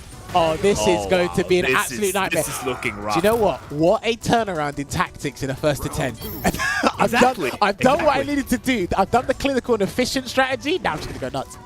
I feel like Eastwood looked super strong in the early games, but now I feel like Setsuna is like more comfortable and more comfortable as the games go by. No anti-air with the headbutt. He must have tried to register too late. Which is air invulnerable, yeah. Her jump is actually very good against Honda, I'd say. Jumping roundhouse, like the angle where she comes down, like it's really tough for some characters. Oh wow. She is making it flinch. Oh no! She reacts to the throw corner. Nah. Hey, Setsuna's in Eastwood's head. She's feeling it. Wow, let's go. She needs to make this. Oh, wow, nah, she's feeling it. DP'd on. She knew. He needed to make it count. Oh my days. Nah. In his head, rent free. No. Rent free, baby. Rent free. She's taking the mick out of him. Oh yeah. Oh no, she's done it 3 times. And you know what? And then Eastwood actually sat there for a while and they teched and then she reacted. Yeah. She didn't do like, you know, when people normally just do, right, I'm gonna walk back and just press the button anyway. Nah, she's reacting to a throw. She's actually reacting to the throw. You know what's the worst shimmy? You wait for a moment, you're like, okay, try and shimmy me. Try and shimmy me. 2 seconds go by, you're like taking the throw, and then you instantly regret that. Oh, no. It's the worst feeling ever. Setsuna is on an all-time high right now. 9-4 potential set point here. I don't know if Eastwood might have to go. He might have to go under back. He might have to go under back. But he's really like he aggressive tried right to go now. under back. Setsuna felt it again. The fire, the command throw when it's coming. Nice medium punch. Yeah. Medium punch and fire. You can see Eastwood is always ready to hand, so jab after a throw, just in case he whiffs that throw. Right. It's working out for him. She Eastwood, can really aggressive, like the first game. Setsuna can afford to do this for 3 games maximum. But when you're at an all-time high, that is what you're at your most vulnerable. So please be careful. I just want to say, if you're happy and you know it, clap your hands. But I don't know if Eastwood is happy anymore. I don't know. He's playing really good right now. He's adapted to a lot of things in the last game that he wasn't checking earlier. That's a stun, baby. That's a death as well. Alright, he's coming back. Right. He's angry. But we know what did I say, right? Setsuna, the way she tried to adjust the strategy and really tried to approach Eastwood in an unorthodox manner, she could do that for 2 more games. You do it for 2 more games, you got to fix up because I reckon if you give him a 3-win streak off of playing like this and he's figured you out, I think Eastwood might come back and win this set. But it's because she knows it's 1 more game to win the set. And you can see it in her gameplay. She's one of those people, for me, when playing Setsuna, it's like, when she's at match point, you know she's going to win the set or whatever, oh, you'll see it. You'll see it in the game. Oh, and the double hit fireball. That was unfortunate for Eastwood. Let's see if Eastwood slows down. It's going aggressive. It's working out for him last game. Privilege. I think he just needs to go back to hands. Yeah, he just needs to go back to hands. Yeah, for sure. There's the spacing trap once again. Nice medium punch headbutt there. It's like he can smell that she wants to finish the set. Yeah, and he's so there you ready go. for everything. Yeah, he can smell it. He smells that she wants this to end, and Eastwood is capitalizing on her, kind of like, let's just finish it. By jumping, reversing, going in. He's really in the groove right now, and I feel like Setsuna isn't. Yeah, he's definitely holding the momentum. Ooh, gets punished again. Someone has mentioned that Eastwood won't stop doing things he knows is punishable. Well, the thing is, it's like one of Honda's staple tools is light headbutt. You kind of feel naked without doing it, like half the time, and most of the time it is out of pure habit. Wow. And he doesn't lose much health in the process, but I do agree it is a bad thing to do if someone can punish it each and every time. But look at this life lead right now. Eastwood is doing so well. Like, he's just turning up the heat. He definitely holds the momentum. Wait, Setsuna fighting back here. He wants her to be reversal, and she does, so there won't be no extended pressure from that activation. This is so scary. This is so critical for Eastwood right now to get this round. You know what? He's on the prowl. Oh, there it is! Nice. Right. And hands on them. What did You I can feel say? he's on the prowl, and you can feel that he has noticed again that the first round tactics of bursts of insanity, you could say, almost, by like just going in. Where did Olvaha go? Whoa! Bursts of Vaporized. an angry man's rushdown. Like those bursts is working out for him. Setsuna is flustered and she needs to recalibrate. No. Readjust. Give me a word. I know what you mean. Yeah, Readjust. it recalibrates for something else. This is mechanical, but readjust will take that. Anyway, right. Setsuna's got 1 more game to play like this, and then she's got to change back, or she needs to calm down. But I can tell if she keeps playing like this is not going to end well. You do not want to sell the set now. Yeah. Now this is Eastwood in it. Let's go. Let's see what happens. Oh, nice spacing trap once again. He's feeling everything. Oh, he is feeling the reads, and he has such good reads on Setsuna's half right now. It took like a wake-up call of being a match point. The Kara hands as well. Aggressive V reversal as well. Just wants to keep Setsuna in the corner as effective as possible. Trade on the Hogger Nice show. trade. On the jump. Wow. Damn, you did that for the round? Setsuna. I love the V reversals from Eastwood. Oh, and the shimmy from Eastwood's side right now. Eastwood is looking super strong. But where was Beastwood earlier? Listen, I don't know. He's trying to figure it out. And remember, I think he got too kind of lost into a false sense of security. He got too comfortable with certain situations and thought him trying to adjust his strategy slowly would work. Because being stubborn in this matchup as Honda doesn't work. Yeah, and the hands mileage right now, but earlier not at all. So he wasn't using it. Right now he's just pestering, utilizing it like those to the fullest extent. Yeah. Oh, nice. Gets the good burn. Setsuna though, Rush trying down. to slow it down again. With her round. Oh, and she needs only 1 round to win the whole set. Will Eastwood be able to keep up the offensive momentum? Well, he's I think he'll go even more in. Setsuna's at the meter advantage here, and those EX fireballs have actually been really helping out. So, should he? Yeah. Uh-oh. 2 throws? Uh-oh. No, not yet. Got slam in front. Nice, he's shot the plus strikes in hands again. Yeah, he does. I what a knew that bait. was coming. I love it. I knew that was coming. He's trying to go for the real optimal stuff. Again, that's the second time he's went for that, and he's dropped it the second time. That's so unfortunate. Uh-oh, this is looking really bad. What a back throw. What a back throw. Wait, he can't do that. No, V-reversal again. You can't do that because one throw will kill you. Oh, he's so stubborn about it, though. He's so going to good. go for the activation. Do you know what Setsuna's going to do? I reckon Setsuna's going to EXDP. I reckon she's going to try and close out with an EXDP. Yeah, probably. I mean, the green light. What an answer! What an answer from Setsuna. She probably waited for that so early when he had no life to do it and got counter hit by it. But this time, absorb, V-trigger, she's already dashing in EX. She's already ready for the situation. What a beautiful finish. Do you know what? Sometimes I'm alright at this game. I knew she was going to close the round out with an EXDP. I knew it was going to happen. That's it, Nostradamus. man. But do you know what? Fantastic. I like that Eastwood started off 100 meter sprint, good, well paced, and then, like Setsuna coming back in, slowly adjusting, taking a substantial lead in the set, and then, you know what, trying to put on a little show for everybody, entertaining, but she got into her own head a little bit, just a little bit, and Eastwood was showing signs of life and coming back. I know that's from what I've seen, I wouldn't say that's completely diabolical for Honda. There's some strategy there for him, but in the long run, in the first to 10, stand light kick is going to be your worst enemy. But again, I called it, man. That's the privilege. I think we should I just want to commend that finish again because that is the first time that situation played out and she was ready for it and did that to end the set with it. That's the first time it happened like that. She was ready. EXDP. That was such a statement after being kind of on the he's coming back. On the fence. Is he coming back?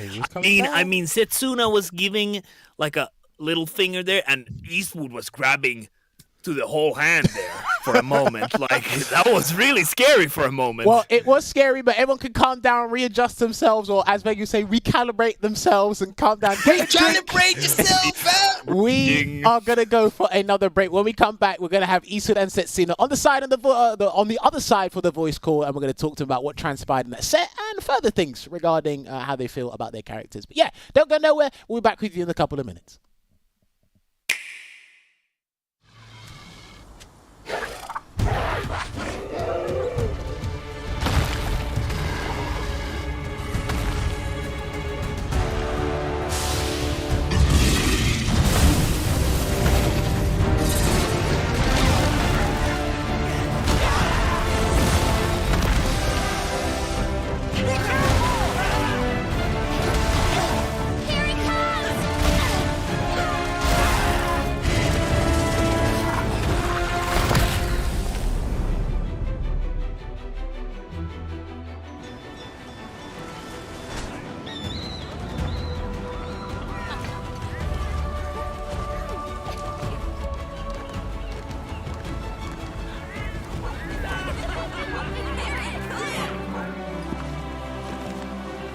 I present the Hunter from Komura. Humble greetings. All right, everyone. Please don't. Here, I'm merely a quest receptionist.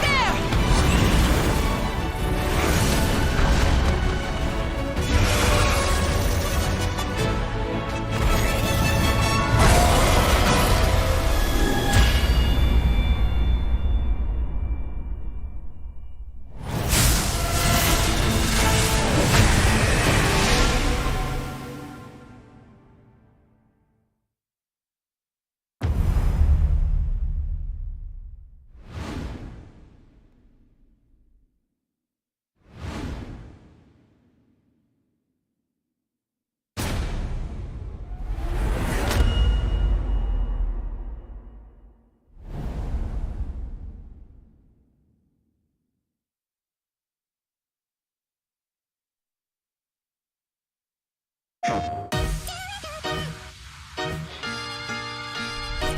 I go too far, please forgive me.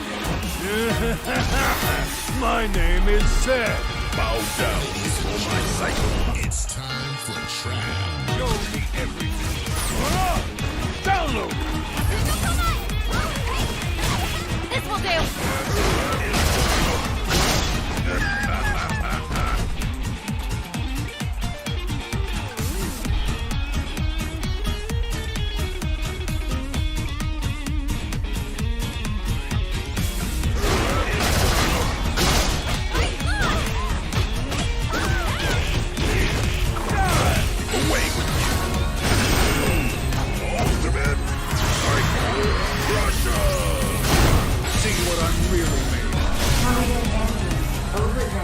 I'll settle this.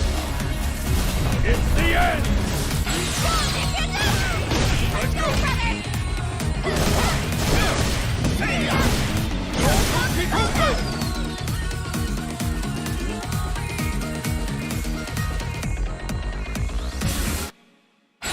the finale! You can't escape!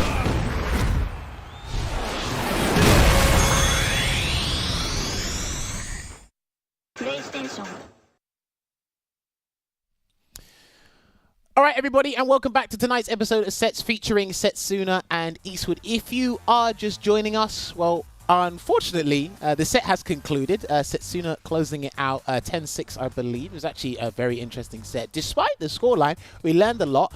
And I think a couple of statements that Eastwood made prior to this set, he kind of had to eat his own words during the set because something didn't quite pan out the way he wanted to. But you know what? Nevertheless, it's something I learned regarding, or I learned a couple of things regarding this set because, like I said, these characters weren't really changed in huge regard, but it was a matchup that Olvaha was talking about before, saying, you know what, this can be pretty tough for Honda in a lot of aspects. But yes, we're going to talk to the players about themselves and see how they feel about certain things. So yeah, Eastwood, Setsuna, can you guys hear me loud and clear once again?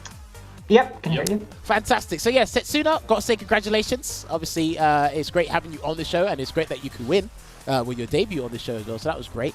I couldn't help but feel like, you know, you went into Setsuna Overdrive, I like to call it, when I play you online. It's Setsuna Overdrive, when you get a bit too comfortable near the end of the set. Oh, I was completely feeling myself there. I was just totally chilling, yeah. So, I was playing with my food, I'm afraid, yeah. Chilling in the set? Now, let me ask you something. Is that something that, you know, does that commonly happen with you? Is that your way of feeling yourself? Is like, right, I'll completely change up my tactics? Because what you actually did wasn't actually a bad idea. You showed how you can play the matchup normally and efficiently, and then I think it was on like the game 9 or match point, you said, you know, I'm just gonna backdash, jump in, do EX Shuriken when I shouldn't need to. You tried to throw off Eastwood in a couple of areas that might have been a bit obvious to some, but not as obvious to others. Is that something you normally do in terms of a dramatic switch up in tactics? No, it's just more me kind of just being like, this is over. I personally felt like, I know this is going to sound really cocky, this is one of those things of like, I felt like there was a lot of nonsense that I wasn't reacting to early on. And I think that Eastwood plays the matchup in a particular way where he challenges your reactions. And I think that's really, really good. I think the thing is that versus Sakura, you can't play that style.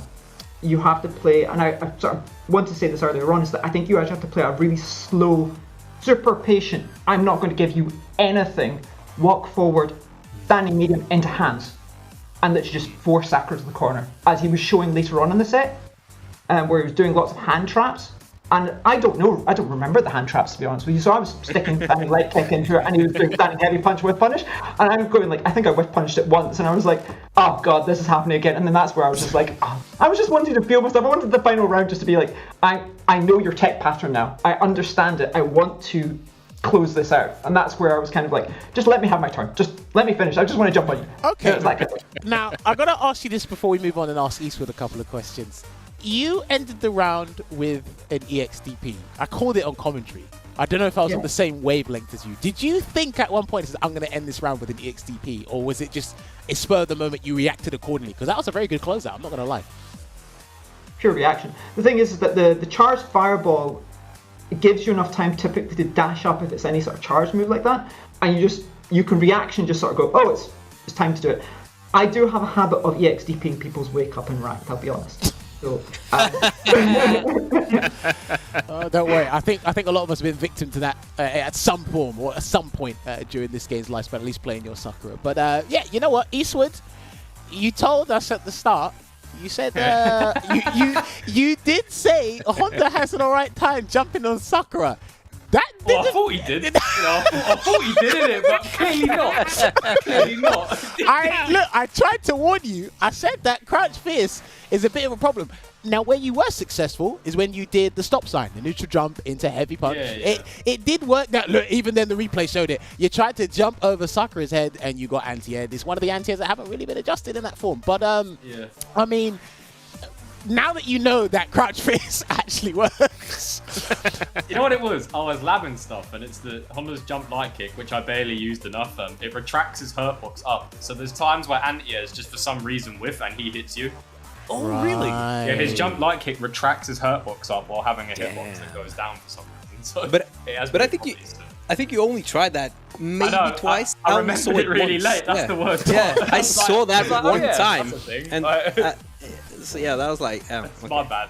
No, it happens. I just wanted to hear it from you because I said, look, man, they were your words, not mine. I tried to. No, I ain't gonna go back on them. If I said something stupid, I'm the idiot. You know what I mean? I tried to save you. Bless you. But Eastwood. Oh God, yeah, go on. Yeah, sorry. Do you feel like Sakura, even though she can punish her moves, that you kind of have to keep using some of these moves because they are like the main game plan of Honda? Yeah, that's kind of the problem. It's forward heavy kick covers a distance that none of Honda's other buttons do, besides maybe V skill 1. And to me, the key problem with the matchup is Sakura's just walk speed. She can kind of walk in and out of your buttons, and then she walks back in and whiff punishes you. It's not like she has to sit still and do it. She can walk back into range and then whiff punish you. So it feels like you have to sort of catch Sakura kind of moving forward, sort of timing when you're going to try and press stuff. If Honda hits, then the reward's not bad. You know, he's pretty well rewarded for it. It's just kind of getting in a distance where Sakura doesn't have anywhere to run. So that's what's important to me. That's why near the end I was just trying to get Setsuna to the corner. Because it was just, if she has nowhere to run, then she can't play this weird distance game. But the problem is I then need to keep her there. I need to keep her there the rest of that round. Like over time is difficult because again what Setsuna was doing really well with the stand light kick punishes, getting in range, getting the crush counters with stand hard kick, getting the whiff punishes and being stubborn with stand hard punch, like all the buttons that cause quite a number of characters problems were actually paying like huge dividends in this set alone. And I think probably one of your downfalls is probably what Setsuna mentioned earlier, is you played to people's reactions and sometimes that didn't quite work out. In your it doesn't work out on some people, and sometimes I'm a bit of a slow learner. So it won't work for a while and then I'll eventually realise, oh yeah, probably stop doing that now. I mean, it's a clash of styles. I wanted to ask you, Eastwood, when Setsuna was kind of, you know, starting to feel herself, obviously you got some momentum going there, you know. You got given a finger and you kind of clamped on the whole hand there for a moment. How did your way of thinking change in that situation? Did you, like, were you thinking in a very specific way, like, okay, I need to go for certain things, or like, can you just open up your track of at a certain point, I just kind of thought to myself, look, I'm probably going to have to play more aggressive now, because I've just noticed that when I was trying to play the mid-screen game, it's just not working out. And it felt like it was more because I'm not doing it properly. Not necessarily it's the character, which the character's good at that, and so is Setsuna. Right. Like, you know. But at a certain point, I thought, this just isn't working. I'm going to need to just do something drastically different. And I did, and it was working for a bit. I'm not sure if that's because Setsuna was feeling herself, and then it began working, or it just was working just because. But it just ended up paying off, but then Setsuna just eventually adapted to that pretty well. So. Yeah, it looked like Setsuna got like extremely comfortable as things went on. You know, it like got in the range. Scariest kind of player to play against, someone that's just really comfortable and it's like, yeah, whatever. Like I know I can stop whatever you're doing. Yeah, it's crazy. And again, like you said, your tool set was limited because I didn't know. Setsuna, you're going to have to correct me if I'm wrong on this. There's a couple of times where you actually walked out of EX headbutt. Or sorry, sumo splash. Awesome. Yeah, I was like, is Some Sakura the characters only can do that. Some characters can do that. Is that right? I think it's just Sakura and Vega. I think they're the only two characters that can do that. It's a range thing. Like if you're walking really far back, yeah, you can happen because the sumo headbutt on its startup doesn't have any proximity blocking until it gets a little bit closer to you. So if you're walking really far back, and again, it's a fast walk speed that allows you to do that. But even if you're just backdashing, you can just force it to whiff. And that's why you saw me where I was purposely trying to stay at the tip of forward heavy kick to sort of almost just outside of his range of his buttons, but particularly just at the tip of his standing forward heavy kick to slightly further back, and I would sometimes really drop really far back in case there was a headbutt. Sakura has a very particular thing where she has to hit confirm sumo headbutts on block. When she raises her hands over her head when she's stand blocking, you can actually do standing light kick punish on sumo headbutt. But if she does it at her hands in front of her body, you cannot punish with light kick. So you've got a literal visual indication as to which one. Sakura as well. Wow. Yeah. Wow, that's really interesting. Yeah, I didn't know that. I didn't actually know that either. That's really that. cool. That's like a cool little bit of trivia to know. That's actually super interesting. Did you find that yourself, Setsuna? Yeah. Or was that part? Is that part of like knowledge for the Sakura Discord or something? I believe someone once mentioned it to one of my friends, and one of my friends mentioned it to me when I was playing Eastwood, maybe like a year and a half ago. This was about like 2 years ago. Yeah. Yeah. This was a while ago. Yeah. So we played a few sets, and I was like, I really can't figure out why I can't get this confirmed properly, because the odd thing is that it is literally like pixel perfect. So visually, it looks the same. Like it is -4. On the frame data, it is 100% -4. It just will block for some peculiar reason at this range, according to the animation. I couldn't figure it out when I was labbing it. I was like, there's no reason this shouldn't be working. It just isn't. Like, Wow. It's just one of those cool. those game oddities, you know. There's something that can be unexplained. But Eastwood, I've got another question for you. We were actually talking about on commentary, like Olvaha thought you might wanted to opt for a V-skill change, but you didn't. You stuck with V-skill 1 the whole way through. Were you thinking of changing V-skills, or is V-skill 1 the preferred one in this? Yeah. At some point, yeah. My issue with V-skill 2, even before they buffed 1 though, was that when you use it, you have to make a choice, and it's either you give up your Oki to get your V-skill charged up, or you close the distance. And what I wanted to try and do going into this match was I just kind of want to stick all over the character and not let them play the game. That's kind of what I wanted to try and do. And the other thing that I was a bit worried about is, in some scenarios, I wouldn't be too surprised if Sakura can just forward dash and then DP me as a punish. Okay. Because Sakura's pretty quick. Yeah, So that was She's what I was definitely- thinking in my head. I was like, I don't know if that's going to work. So it's best I try V-skill 1 and then use it against fireballs, which I didn't do well enough. And just sort of get good frame traps off of it and certain spacing traps into hands over and over again off of it. Okay, interesting. Veggey, you wanted to say something? From Setsuna's perspective, would you start doing more fireballs at the mid-range if he had opted for V-skill 2? Was the V-skill choice actually limiting your fireball usage, or do you think it wouldn't change much? Well, this is the thing, is that for me, as I said, the way I would play Honda against Sakura would be walk forward and do lots of hands. And the crux of that actually is a complete change of style. So I would have chosen V-Trigger 2 and V-Skill 2 for Honda to basically get the charge and give me the long-range poke that I can now go into hands on and play that hands trap and the chip and just play it super safe, just really obnoxious, that kind of style, and take that turn. And whenever I get hit and I'm sitting in V-Trigger, I can then visually confirm my hit into pure corner carry, instant. And what Sakura meant to do, EXDP, V-Shift, if you play safe there, that's really hard to deal with. And you're shutting down all the options. That's the way I would have personally played it. I think that the way that Eastwood played was, he challenged my reaction initially, he realized that it wasn't working, and he was still playing really well overall. And I loved his adaptation in the later part because that was the correct adaptation. It just didn't sort of fall together. I think that was the whole thing. It was like, it's a little bit of sort of like match-up inexperience on both our ends where we just don't play it enough to really nitty-gritty that sort of part out of it. It's hard to play it as well because we're like the only two people playing these characters, really. Yeah. Like, Well, I mean, like, I was like, where am I going to get matchup experience? I looked and I thought, oh. well, I mean, look, like we're at that point in the game now where it's just mostly the hardcore people that have stuck around from the game. You know, obviously, like you guys have seen in streams that some people come and say, "I'm new Street Fighter, I want to try this new character." But for the most part, there's certain characters and like certain things now. Where it's just limited to people remaining playing this game. So when you want certain character experience, you're gonna have to go direct to the source. So I'm trying to beat this person, but I have to ask this person.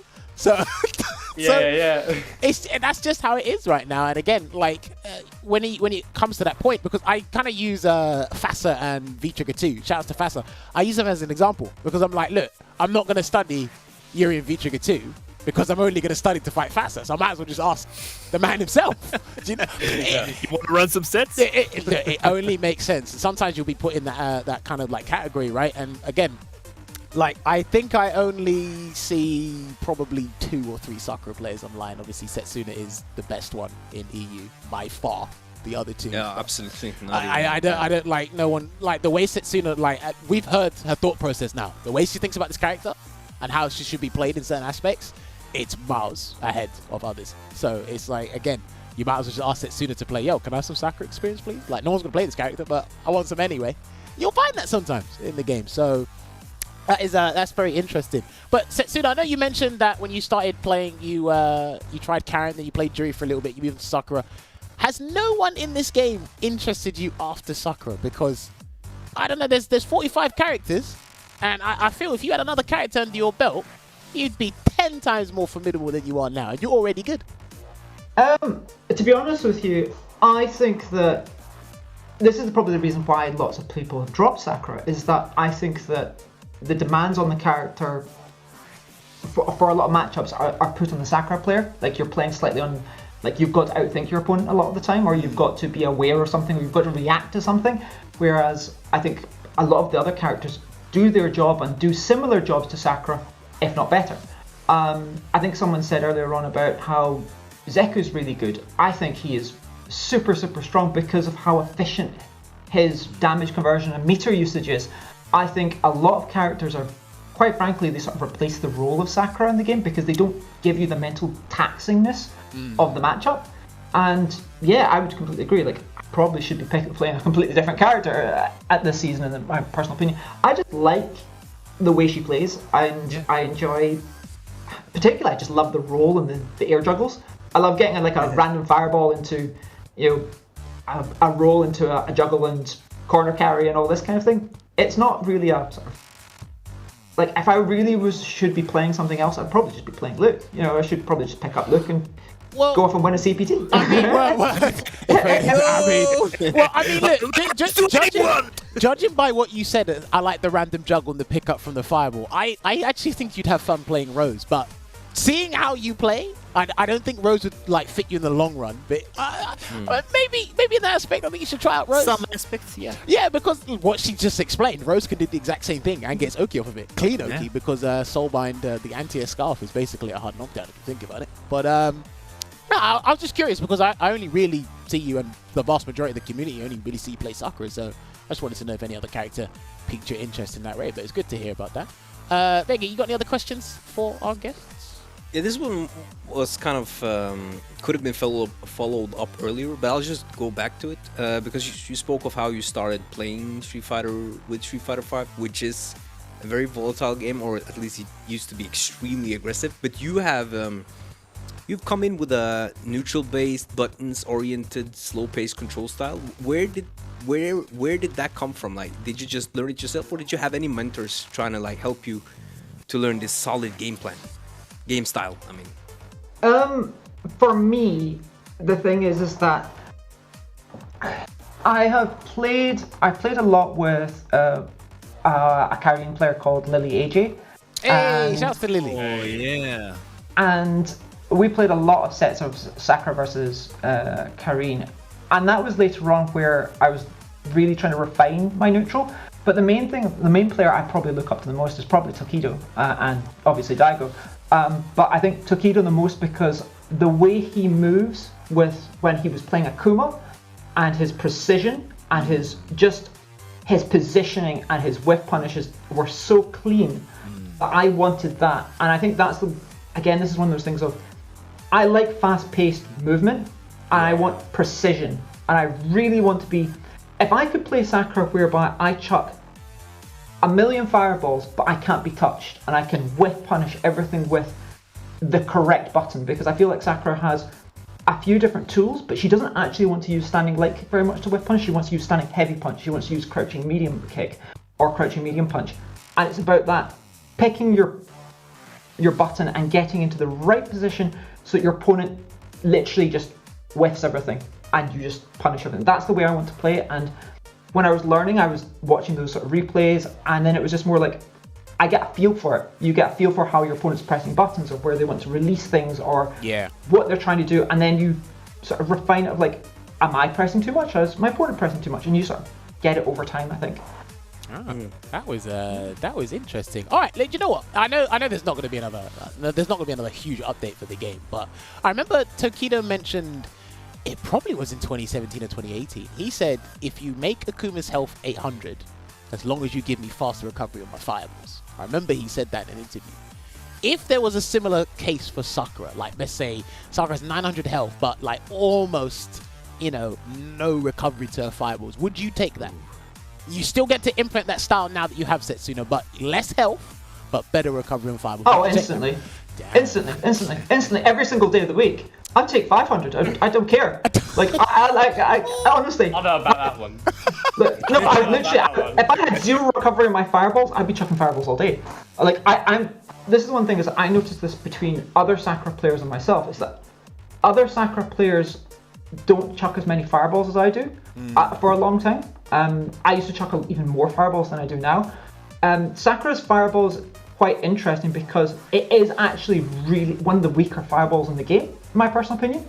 But its hurtbox, its extended hurtbox disappears 5 frames before the end, after it's been blocked. So that's where it becomes people misposition a lot. Again, it's the whole thing of Sakura's movement and spacing. People misread it, and it is punishable. I think Ed's V-skills absolutely destroys Sakura's fireball in general because it's pure reaction. But yeah, like give me strong fireballs. I would love that in Sakura. That's what I want. I want fireballs, DPs, and fast walk speed. That's what I want, and good whiff punishes. Damn, that kind of sounds like Luke. That sounds like Luke. That's what it is. I don't know. That sounded like a Luke wish list to me. But nah, do you know what? I like that opinion. I like that breakdown. That was brilliant. Eastwood, go forward. Because it looks like you said, I think you said when you said Zeku is probably one of the best in the game in your opinion because his matchup spread. I don't know how you feel about Honda's matchup spread this season. So kind of talk to me a little bit about Honda's matchup spread. And then are you adding another character to your roster for the remainder of this game? As for the matchup spread thing, his matchups this season with the update have been a bit weird because it felt like his hard matchups got a bit worse for him, with characters like Nash being buffed and Fang being buffed and Sagat. And but it felt like the matchups he wins just got even better for him. Yeah, I think that's a prime example. But then it's like a diminishing return thing where it's like, I'd rather lose a little bit more to Karen than lose more to Fang. You know what I mean? Like, okay. I love you, picking man. up a side character, I feel like Honda's he's a character where to a degree you probably would have to run the side. My problem is I like too many characters. So that's my problem as well. Yeah, and my thing is if I'm gonna pick a side, pick a character that covers your matchups, right? But I also like picking a character I enjoy. Yeah, of course. I've went through a litany of characters so far. I've went through Nikali. I tried Luke, but I just can't stand his voice. Okay. What? Okay. My guy's screaming sandblast every 10 seconds. That could be. Listen, that's a legit complaint. Only every 10 seconds. Wow. I can't deal with it. I can't deal with it. What about would you revisit Birdie though, Eastwood? Damn. Don't go back. Don't. No, He no, probably no, had no, the no, worst. no, He no, probably no, had no. the worst matchup spread than Honda. I ain't gonna lie. That character, he's done, bro. Well, he just Nice, wants, we set them up, Eastwood. Thank you. Veggey just wants you to. That character's done, bro. He's done. Veggey just wants people to agree with him, so he has a case to I stay. agree with him. well. He's got another person to agree with. Low tier hero. Wow. But yeah, I went through Nikali. I went through Urian at one point. I actually still find Urian pretty fun, even after its changes. I think I honestly would think about going for Urian. I could tried see you with Kage, Urian. You know, Okay. Well, wait. You tried Kage? I tried Kage. I could see you with Kage too, to be I honest. like those buttons. That's the key thing. I actually quite He's like the really buttons. fun, man. And I've thought about Ken maybe. Oh 'Cause no. Ken seems to cover I could the see you as a spread really Ken well. too. Oh, thank you. I don't know if that's an insult or like. No, it's not. No, it's not an insult. Like it's just that you. Handed a compliment. No, it's just you're really explosive playstyle, and all these characters you mentioned in the end are the characters that I think you could explode well with. I think. Yeah. I think it's probably my best attribute as a player. If I can just get the one hit, I tend to make the most out of it. Really quick. You know what? I'm not gonna lie. I can actually. I kind of envisioned him being a Ken player for like 2 seconds. Damn, that's scary. That Ken would be sick. I'm really stubborn as well. So if someone you- bought the can- DP, can my you- first thought would be, I'll just do another Can one. you imagine, Oh right? my In an alternate timeline, we got Setsuna playing Luke, and we got Eastwood playing Ken. Oh, wow. Oh, What man. a What up, dude? That'll be crazy. But yeah, all right, you know what? We got limited time left with you two because it's been great having you on. Right, so obviously, let's not beat around the bush. We know what's coming this weekend. It's going to be the UK CPT. Obviously, Eastwood, we're not going to delve into it. I know you've stated your opinions regarding that. Yeah. Setsuna, have you signed up for this weekend or have you got other obligations to do so you're not going to be in the tournament this weekend?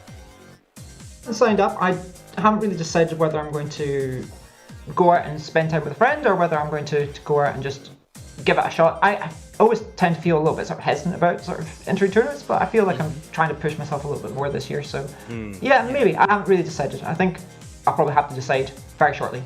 Oh well, yeah. There's very limited time left. But also, Setsuna, have you been to an offline major event before in the past? I haven't been to any offline majors at all. I don't think. Are you considering going to one this year, or is it just not in your plans at all?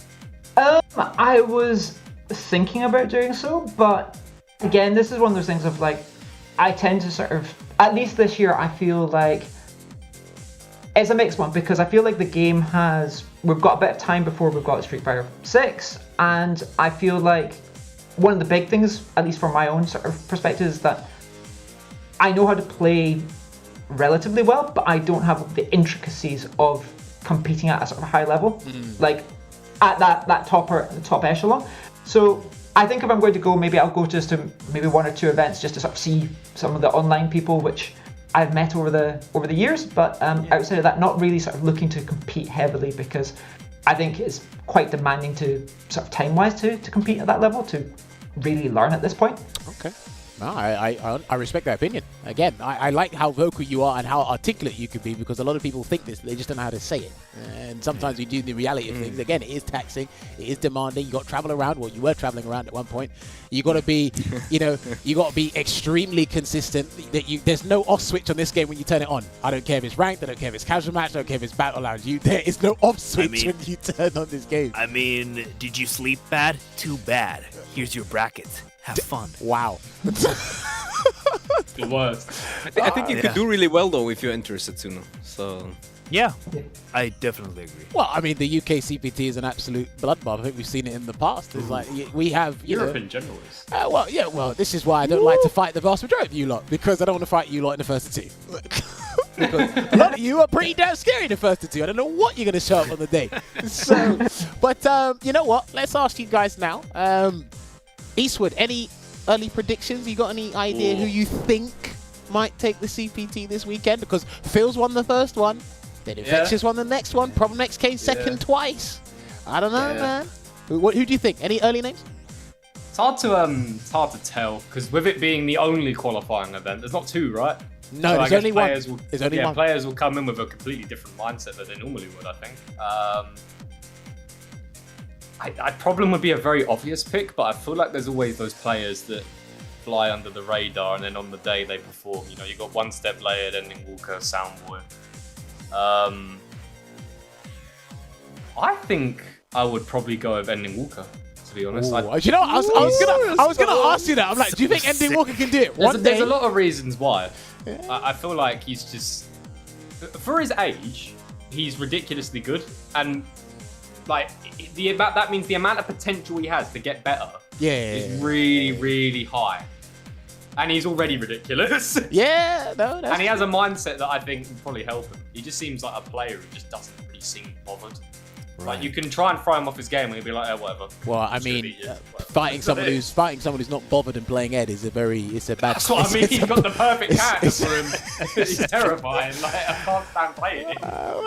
Listen, man, he came fourth in the second and last one we had last year, so that could be interesting. All right, if that's your pick, Setsuna, do you share the same sentiment as Eastwood? Do you think Ending Walker might take it? Have you got a different pick for this weekend if you had to pick someone? I don't know whether Infectious is still got a chance of winning, or whether he's able to participate, or whether he's done something else. But I would have said Infectious would probably be my favourite. Then I would have said, very similarly, I would have said Soundboy or Ending Walker would be the most likely to sort of compete the most. I think that one of the things is that I think that if it's Soundboy versus Ending Walker, I think Soundboy will go further and he'll end up winning. If it's Ending Walker versus a lot of other people, I think that's where it sort of comes in. I think Ending Walker might take it. It just depends on the brackets and that sort of way. Damn. Yeah, it's always about the brackets at the end of the day. Bracket luck is a big deal. I don't know if they're going to divide it into pools or make it one big bracket. I think last time I checked, there was like 60 plus players signed. Now everyone's there. It's most Can't people wait for this weekend. Yeah, I'm excited. You are always excited about this. UK This is like CPT. this is like my favorite CPT to watch. One of the love best this for sure. Yeah. That's good. Well, I mean, like, you know, since we got you two here, before we let these guys go and ask them one final question, I mean, Olvaha, you got any favorites for this weekend? Well, outside of people they've already mentioned, can't really think of anyone else. I would have to also lean in heavily into either Infectious, Problem X, or Ending Walker. Damn, none of you have said Hurricane. That is crazy. No one said Hurricane. Okay. Veggey, what about you? The thing with, like, Ending Walker has shown that he can beat any of these guys in tournament setting. I don't think he's beaten Infectious. He's come close. I mean, like in general, like fair. But I think that the mental aspect in the CPT, which is a named event with a huge thing on the line, he still has not as much experience. Yeah. So I think he will go far. And I would be sick to see him win. That would just be so fun. I mean, from him being hyped, he's a great guy and a great player, and from Twitter going off on Ed, every aspect of that win is something I dream of to see, like from the sidelines. But you know what? I think. Oh my god! I told you Ed broken. But you know what? I have a feeling right now that Problem X hasn't had an important online win in too long, and he's due. Like, if the CPT was a point system for, like, say, over 10 tournaments, I would actually bet money that Problem X would qualify. Yeah. In a one-off event, he's shown that he maybe it's nerves, too much pressure. I don't know. He can, like, lose games that he would normally win, but I feel like he's due one of the online wins now because he hasn't had one in a long time. He's had second places and stuff and going close, and when it's been offline, he's been, like, in Street Fighter League, he was really dominating a lot of the players. Yeah, and he won Kumite Vegas. And he won Kumite, so he has that backup of, but see what I did offline. So less pressure again. So he's less pressure now than his last CPT, I kind of feel. And he's due for an online win. So as much as I'd like to see Ending Walker win just for everything around it, I kind of feel that this one is going to go to Problem X. And if I'd had to pick a second, I don't know if I haven't seen Infectious on that much. No, okay, he has been training. People don't see because the thing is, a lot of if you look at it from the surface, no content, no streams, barely any tweets. So you don't know if he's playing. He's been playing. And you just don't know what character he's gonna bring. And remember, Nakali got buffed. So did Zeku. He's got Ken. and he's got Luke. So this is why days. Infectious. This is why Infectious is the biggest mystery. Because listen, everyone here, or most of you here, said I don't know if he's playing. He is playing. Don't worry, he is playing. Oh, Jammerz, by the way. Yeah, that why would you do that when Luke's there? Jammerz. Yeah. How do you think? My obviously the safe bet is Problem X or Infectious. I do think Hurricane might have a good weekend because he has been prepping the Luke. I'm very surprised none of you mentioned Phil's because Falk has been buffed. I know he's been on the content grind as of recent. I'm not sure if he'll go the extra mile because Falk's kind of been on everyone's radar right now. I can definitely see Phil's minimum top 3. You know what it is? There's too many good players. There is. It's definitely like a coin flip in that sense because there's so many good players. That's why it's so hard to predict. It's so hard. Anyone could just come through and win it. Well, I mean, like Eastwood, you just mentioned it. It's like, it's only one tournament, so the mindset's different now. Yeah, that's what I mean. It's only one tournament as well. Yeah. I mean, for this kind of a massive pool of talented players. For sure. Oh, yeah, but also there's only one online qualifier, but there are more ways to qualify for the players, so they might be the guys who know that they will have extra chances, like the guys like Infectious Problem X, might be less worried and perform better. So there are so many aspects going on right now. It's hard to tell. We'll see. Oh no, I also think Hurricane can win. But I also think he can win. Hurricane's capable of winning anyway. It's not like I don't think he can win, but I had more thoughts that he would win in 21 and 20 season.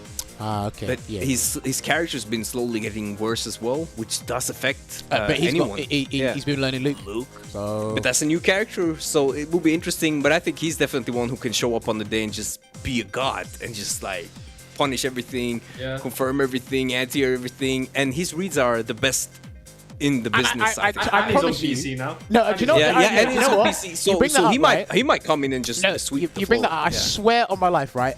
Hurricane's like ultimate grandmaster with like 160,000 LP. I swear he got that PC like 3 days ago. Like I think he got it a month ago. He hasn't had that PC for that long. And he's already before the patch, but yeah. And he's got half the points. I mean, he's working hard. All right, listen. Make sure you guys tune into this weekend anyway. But yeah, you know what? We've been babbling on. One final question before we let you two lovely people go. Setsuna, Street Fighter 6. Obviously, we've had an announcement of it. We've seen Luke's coming back, unfortunately. Ryu is going to be in the game as well. But are there any, outside of probably the obvious, are there any characters you want to see in Street Fighter 6 make a return? Or maybe a brand new face, maybe? I don't, because for me, I know that if Sakura isn't in it, I will probably be playing some sort of Shoto and, fireballs, DPs, etc. So anything that gives me some good walk speed and gives me fireballs and DPs and some good footsies, I don't care. Cool. I like that. So Luke again? Yeah, quite possibly. Well, I mean, depending on how Luke plays, because remember, he might play completely different to how he was in SF5. So that's impossible to say at this point. Well, I know. Eastwood, what about you? I'm going to ask you anyway. I don't know what your answer is going to be, but I'm going to ask you anyway. It's a hard one, but I think it might be DJ or T-Hawk. It'd be great if I could have both. Wow, you do not want any. Are cool you don't want any friends, do you? No, I don't. I've lost them all playing Honda. Asking for sex to go, I want to have fun today.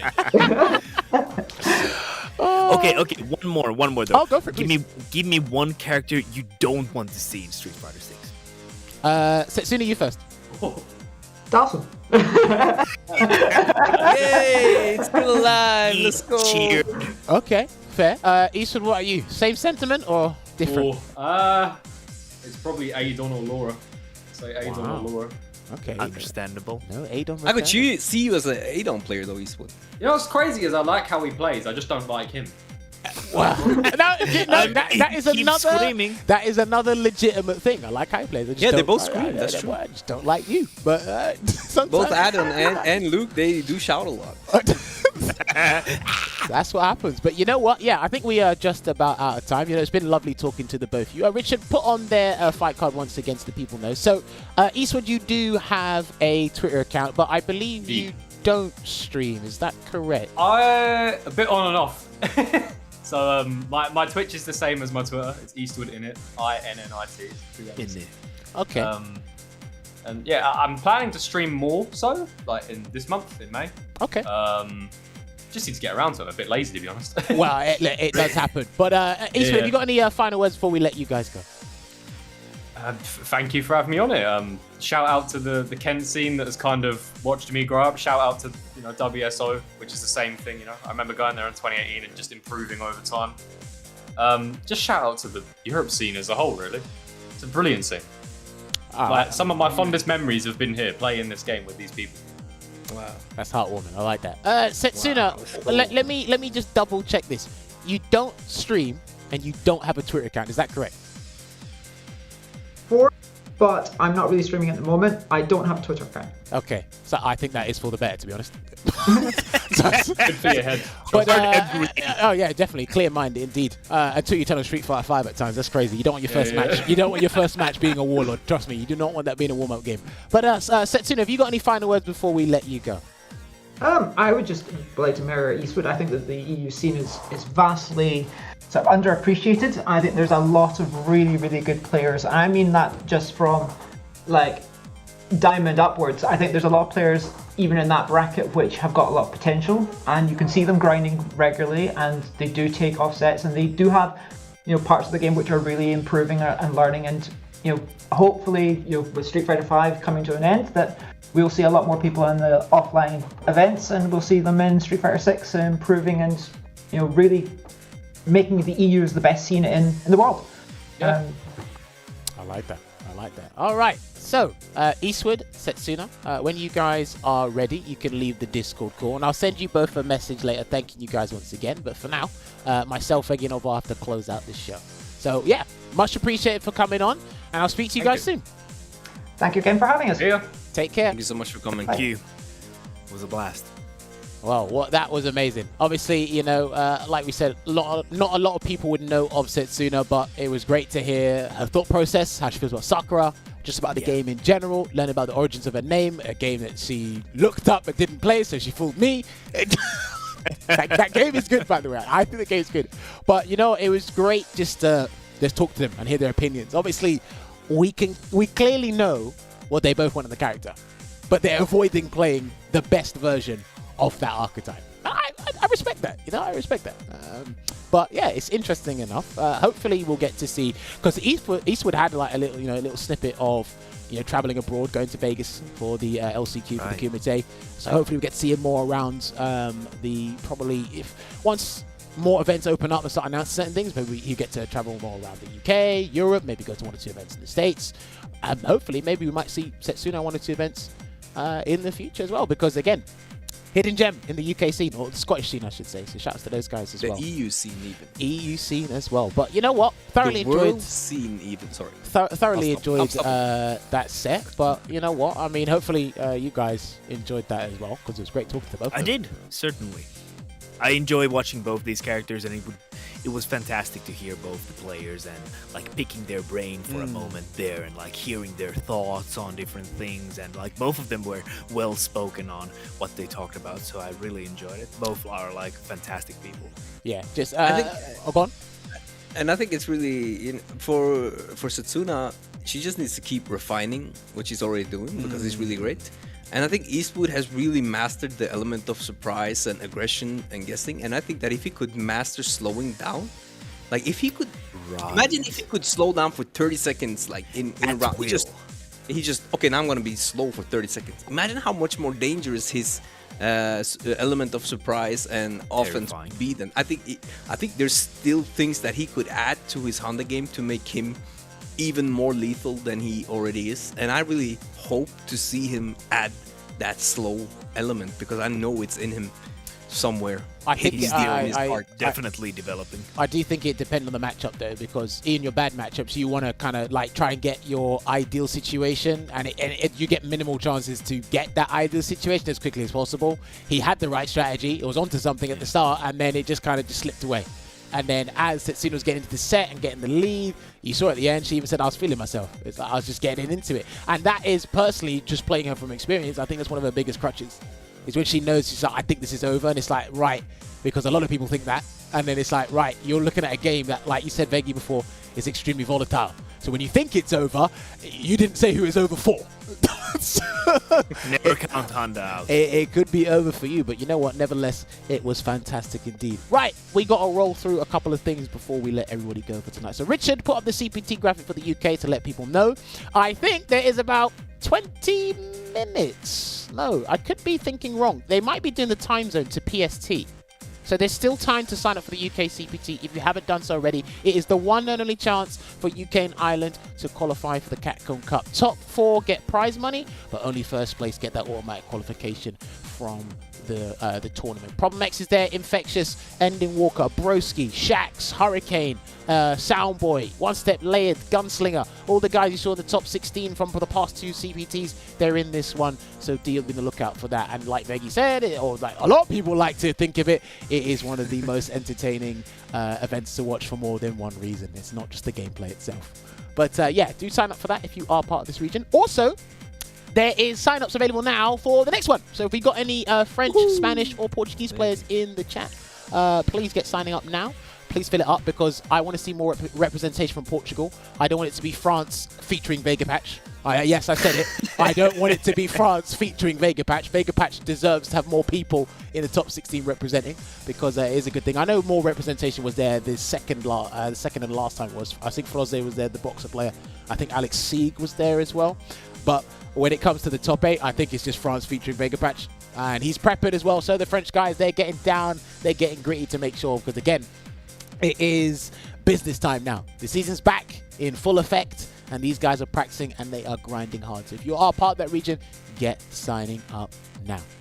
I don't think there's anything else to mention. I could be wrong. No, I'm lying to you all. Ladies and gentlemen, if you happen to find yourselves in the UK or you are in the UK, and you want to go to an event, you want to experience that offline environment because it has been a long time since this has happened. Versus Fighting is returning and it will be based in Birmingham in the UK. Versus Fighting 10, Street Fighter 5 will be there. Sign-ups are now open. I don't know when they close, but it's going to be for a couple of months, so you've got time. So if you are considering an event to go to, again, people want to start planning. Versus Fighting has put out their, they put out their event details, so you can head on over to @Versus Fighting on Twitter. I think their Twitter handle is, or just type in Versus Fighting X on Google, and it should take you to the necessary link to find out all the details regarding that. But Street Fighter 5 will be there, so I might be going to that. I actually don't know. I need to figure that out. I should be going to that. Really fun. It'll be mandatory to go, but I need to figure out if I can actually go. So we'll find out about that. But yes, other than that, it's been a pleasure. Another set of first attempts regarding amazing people happening. Now, we have been a bit on and off recently because we've had other obligations as well as we need to sort some things out. But again, we're going to try and come back in full effect. There's a lot of things going on, and there will be a lot of things going on, but do bear with us, and we try to bring you as much content on the channel for sets as possible. Now, Veggey, you closed out before, but you just ended on a very weird note. So I have weird to some, but some say it's an acquired whatever. Olvaha was close. You know what, guys? I got a joke for you. You want to hear it? Not really, but go on. I want to hear it. Well, I'm gonna go ahead with it anyway. Okay, so what is the difference between a Honda player and a hitbox user? I'll give you guys a second. Okay. Something about. Wait. Let me try. Okay, time's up. While the Honda player is pressing all the buttons in the elevator, the hitbox player will be busy looking for shortcuts. Have a nice week, everyone. Wow. See you guys next time. Croydon!